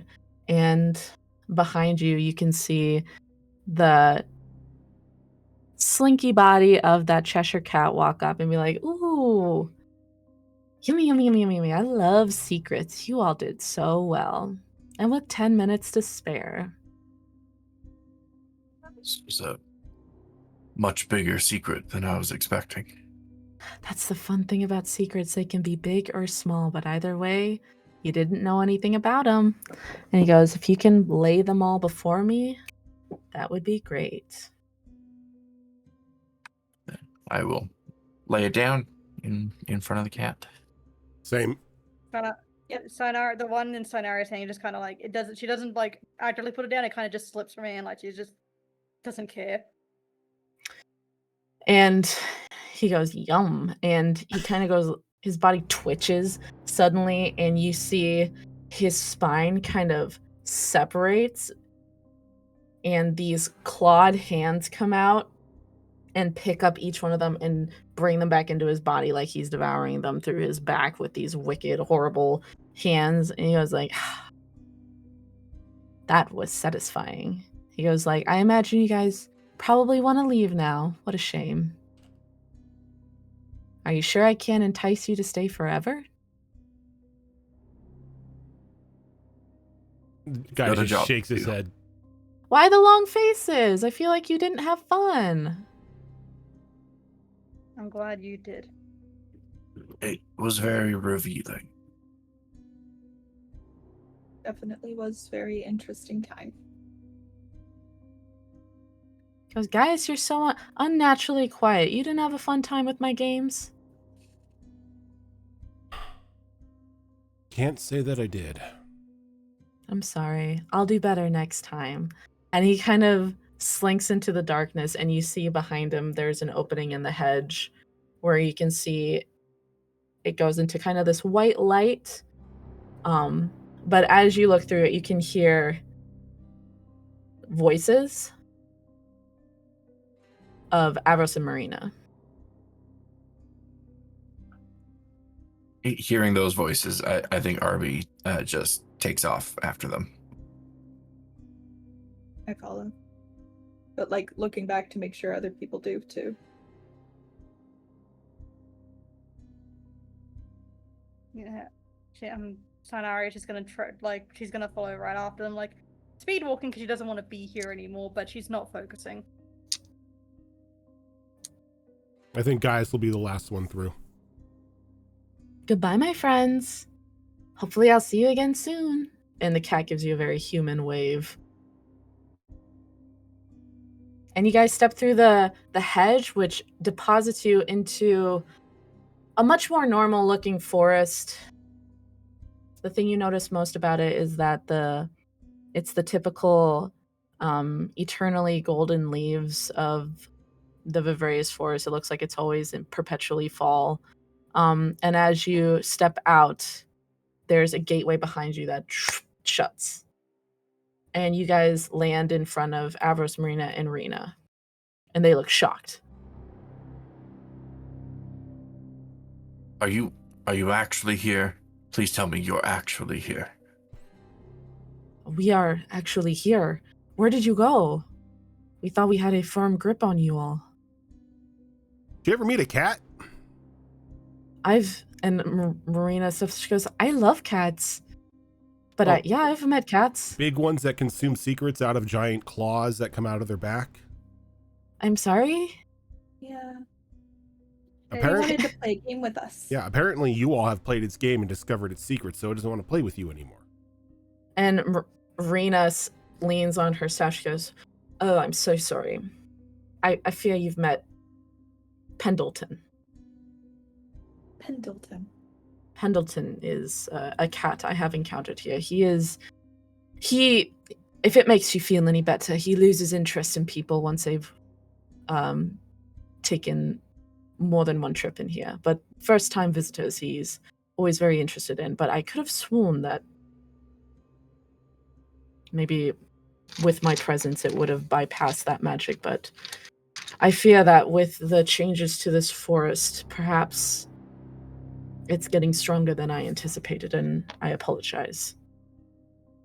Yeah, maybe next time if there's a chance that you're going to run into a fey creature that's going to traumatize you, you could give a bit of a heads up. I assure you, I really did think that I had all the magic down and the wards and everything to protect us all as we were passing through, but this forest changes on the daily. I do have a question.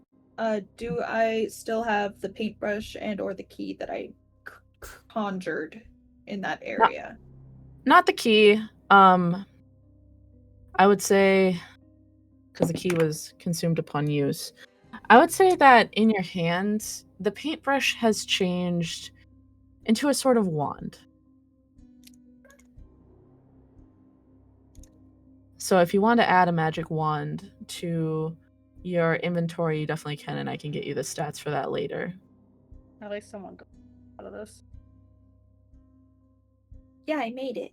Everybody Apparently. else got trauma. Yeah.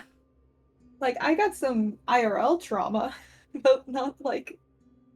I feel like you guys... that mirror thing was like a genuine nightmare for like actually me, because I would have saw that, I would have screamed and went, nope, I'm out, bye. Yeah, I feel like you guys aren't having fun today, me to you guys as players. I'm a little... I loved the description of the old RV that you put together. The No, the like the whole gold like melding into. Oh, it's Yeah. awesome. I love it. Like when people Great sit on the visuals. toilet for too long and their legs start to atrophy and they, Okay, well, combine with the rings. toilet. that has changed the visual slightly, but it's still good.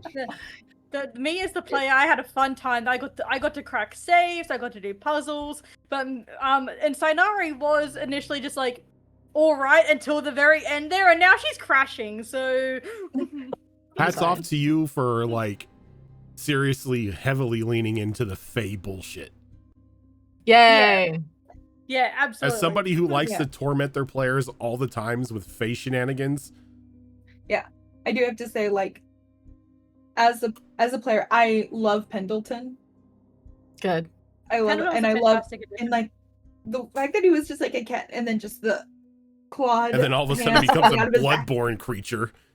Ah, it's so good. Yeah, the horror of the Miro Gaius is like legitimately. I was like, I swear I've seen this Elden Ring battle. Like this is going to fucking hurt.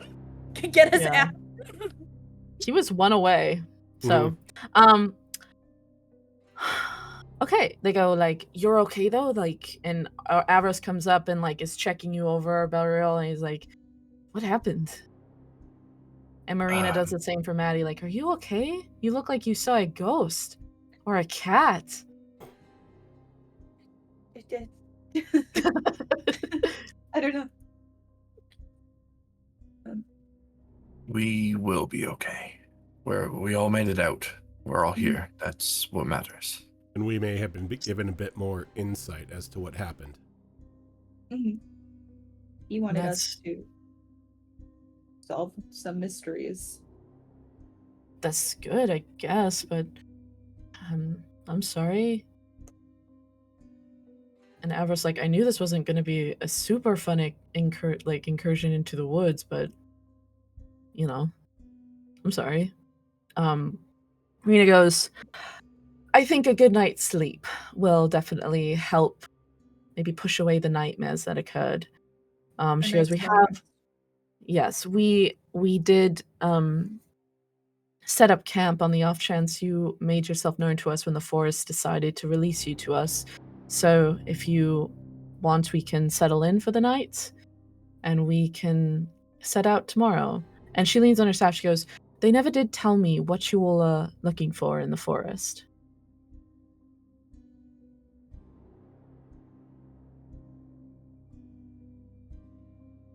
I'm sorry, I don't remember right now. Like, actually, I don't remember why we went into the forest. I was about to just say, maybe after we sleep we'll remember.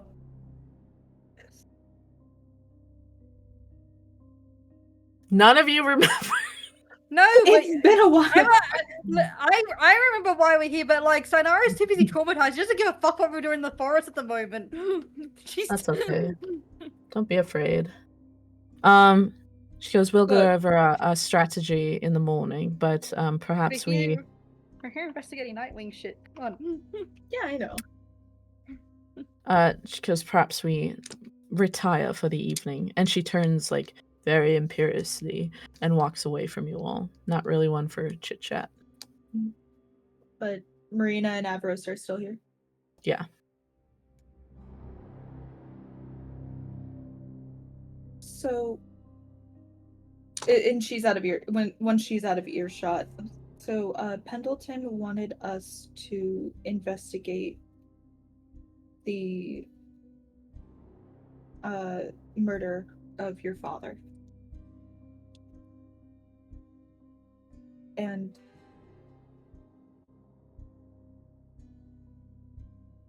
he I mean, honestly, I probably should have cleared this if it was okay to tell them, like with you guys, of just like what we found, or at least what I found. I The mean, we've been change. filling them in on everything else so far. So Yeah. I see Okay, no I reason. They're figured- part of the team. Yeah, I Sanari's figured. staring at the Part of ground. the She doesn't care. team. Sanari's staring at the ground. She doesn't care. Yeah. You could tell them the secrets of the universe. You wouldn't fucking hear it. I think, give me 1 second.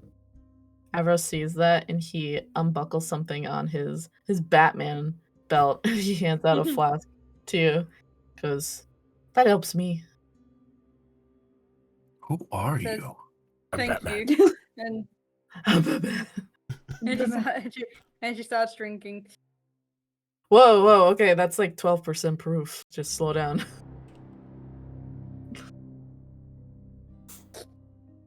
Oh, And okay. then gives it back to him. No, you keep it. It sounds like you might need it. Who hasn't gotten drunk in the Vivraous forest before? Let's be honest. Snake eyes. So, Avros, Hmm? but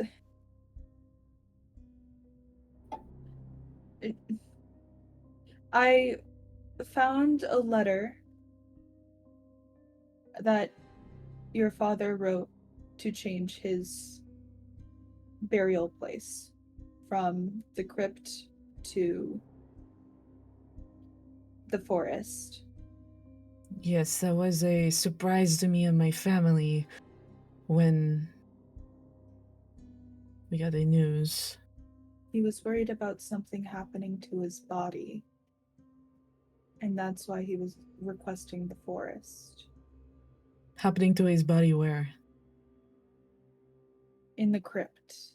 Like, if he was. It's just he needed more protection.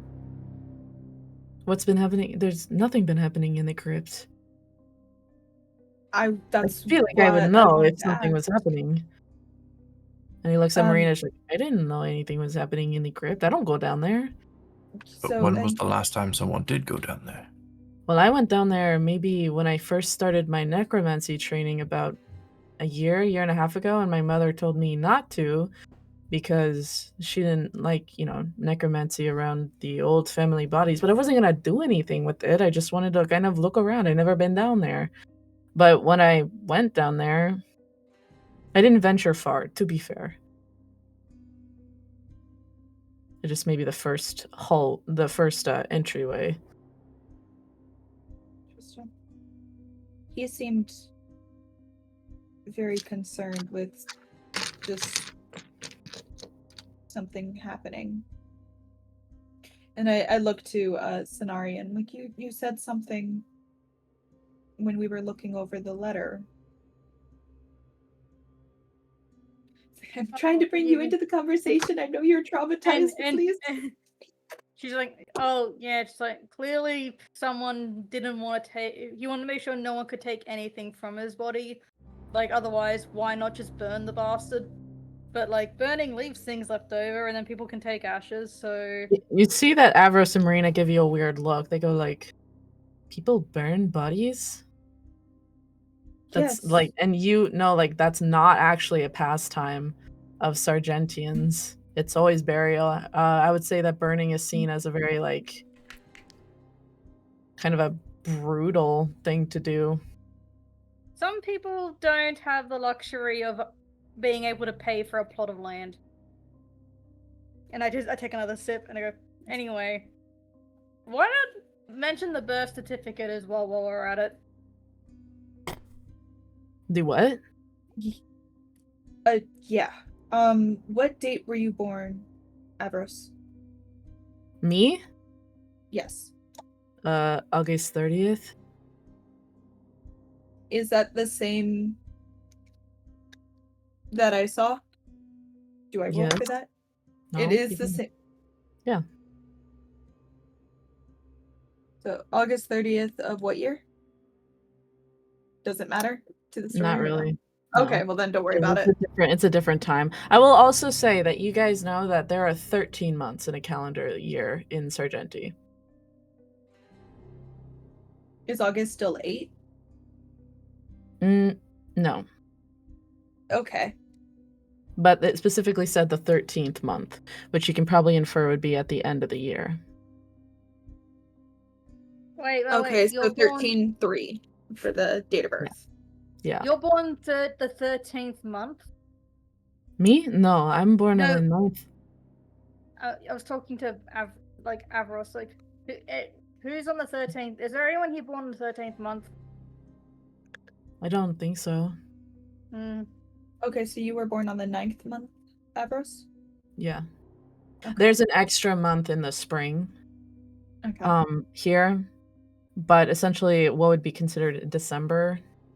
I'm just saying August because it translates best, but I don't have like a whole lot of time to go over the whole calendar here, but essentially the That's equivalent of August, which would normally be the 8th month, is actually the 9th month. Okay. I And mostly just needed it for notes. yeah. But the 13th month would be in the winter. Okay. What So month is it? We're on our way to the fall, so probably about I would say probably like we're going into the 10th month. okay. Your birth certificate. You good? Yeah, my dice fell. Sorry. When we each had to investigate a place that was at the Partington estate to find clues as to that. And when I found the letter in Rasmus's office, there was a drawer with a false bottom that had, personal paperwork, as well as a birth certificate for both you and Marina. It's kind of Marina's. private. I'm sorry, what? Nothing. Did you say, can you prove it? No, I said that's kind of private. That's kind of private. I don't know how I feel about that, but go on. Look, we I was in a strange mirror world.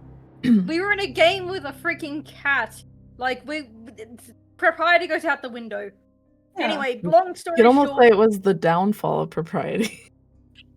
long story short, there was some mystical mojo bojo about your stupid birth certificate. Yeah, it was. Sorry. I couldn't tell what was wrong with it. I mean, I would have to see the original to compare, but it was sparkly. Like magic sparkly. Like Magically something's altered. different. Magically Okay. altered, yes. That's strange. It's something that if you, I mean, I'm sure that you haven't heard anything about it and everything, but If I altered my birth certificate, it would be to make myself younger. But I haven't. Haven't had a name change or anything. Nope. I mean, it's interesting. Avros got Freya's Partington the first of my name. I'm just like, I just kind of side eye the mama. I side eye the aunt, and I'm about to say, no, I shouldn't say that. Not even when I'm not that drunk yet. I also found something a bit disturbing. Okay. I feel like, are we supposed to be telling ghost stories before our bid? This is not a ghost story. Sounds like it. In I mean, the little game that we had to play with this cat, I found a secret compartment in your grandfather's desk. Marina goes like, wow, even we're not allowed to go in there. I found a note between your father and the head of the wings, speaking about grandfather, speaking about Obadias and his interrogation at the hands of the wings, and how he would be providing, your grandfather that is, would be providing more of his serum to aid in the interrogation. Sonari says it's something called truth serum.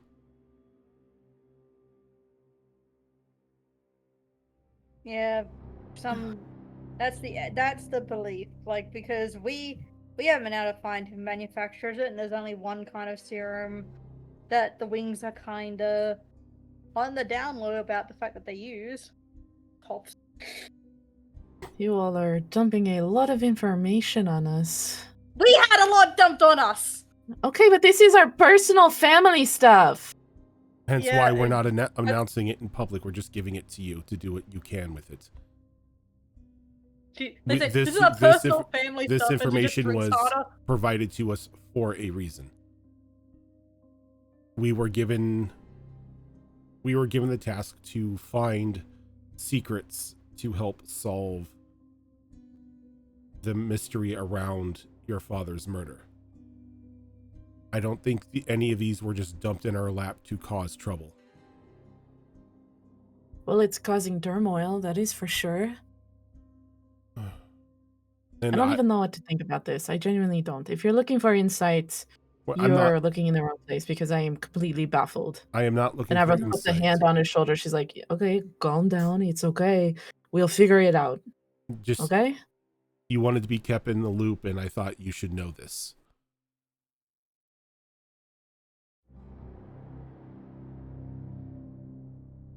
Marina goes like, I'm sorry, guys. I know you have the best intentions. This is just a lot. Something's going on with my grandfather and my father's tomb and my brother's birth certificate. Like, she sits down and she's like holding her head. Just like, I feel like my head is about to explode. And Avros goes like, Shh, let's talk. Us. Just us. I think my sisters had a lot.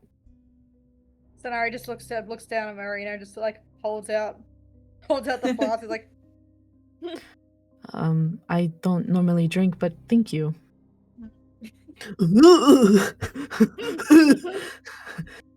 Poison. Yep. tasty. Yep. There we go. Yeah, I know. It's just a flask like full of absinthe. It's literally like straight up vodka. Yeah, it's like, and my it's just like, my tongue is all fuzzy. Is this normal? yeah, I've been told that it burns, but I'm a tiefling, so I can't really feel that. And Avros kind of leads Gaius and Arbeliel away, and if Maddie and Sonari want to come too, or if they want to stay with Maddie, or not Maddie, Marina, that's fine. He was like, okay, so as I understand it, you each had to find one clue. I have Gaius's and Maddie's, and then Sonari and Arbeliel found something as well. Yeah, I experienced memories, I suppose. Does your family have any connection to Lysanthia or Werinaris? Lysanthia or Werinaris is just not particularly. I know that he runs a security sort of business for when people go into the forest.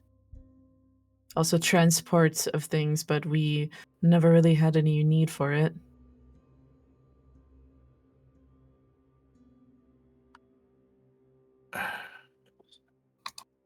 The memories that I saw, if they were memories, I assume they were rather disturbing and included the slaughter of several workers within the forest. Deliberate and intentional. Oh god, that is terrible.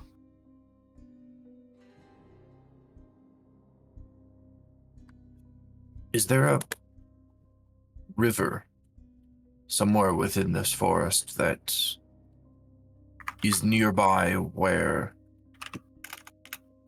a lot of the work can be found?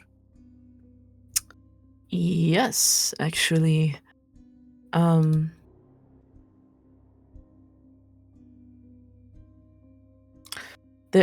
He seems to be like thinking, but he goes like, there's the Thread River that cuts kind of just completely through it. Starts at an actuary towards the heart of the forest, and it deposits into the sea.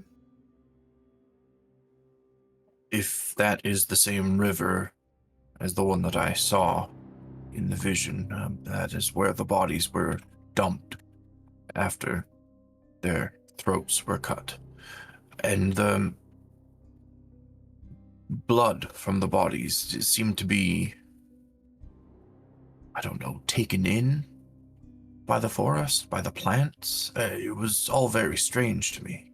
Well, the forest takes in stuff. I guess the rule might apply literally. Well, actually, let him roll for the. Oh, titties. Roll for this. Hey! He goes, if my calculations are correct.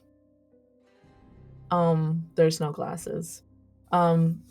He said it's possible that the rule in the forest, you're not allowed to take anything without giving something back, could apply no taking of lives, and then you have to give back yes. the blood. That's what I thought when I first saw it, but I didn't want to say it out loud because it's, you know, Why you not? say We're it out saying loud and every other it's horrible thing out very loud. real. He goes, We are holding a few of the horrible things back, but they're not relevant. okay. He goes, it's possible that the shedding of innocent blood as well could be causing issues. There definitely seemed to be some sort of I hesitate to use the word corruption, but there was something off about the way that these people were being harvested. Okay.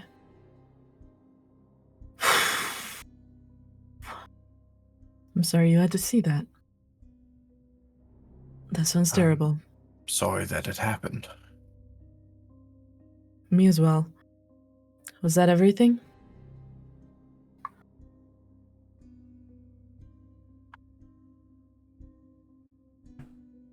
I don't want to speak for Sinari, but I'm not sure she's in the mood to speak for herself. I'm going to take this away from you. I thought you could handle your liquor, but it turns out that you can. Give me back. No.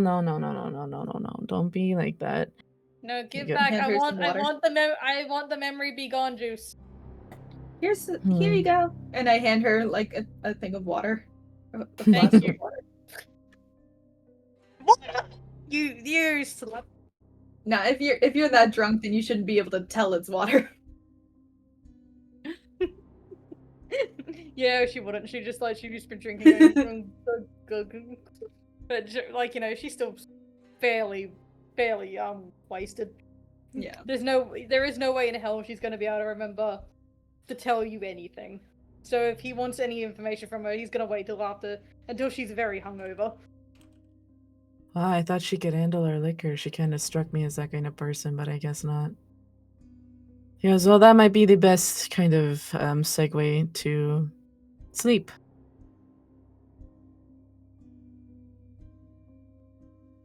Is it safe for us to sleep in the forest? My aunt, she is able to put up like wards now that she knows the true strength of the forest. She's able to adjust. But all they do is kind of, you know, keep us hidden, keep us safe from harm, etc. And Marina pops up. She goes, I'm also helping with my own magic, so hopefully it should be doubly safe. I'm helping. I do have a question for Marina. And just like just in general. So while I was with Pendleton, I noticed that the world they created was like painted. And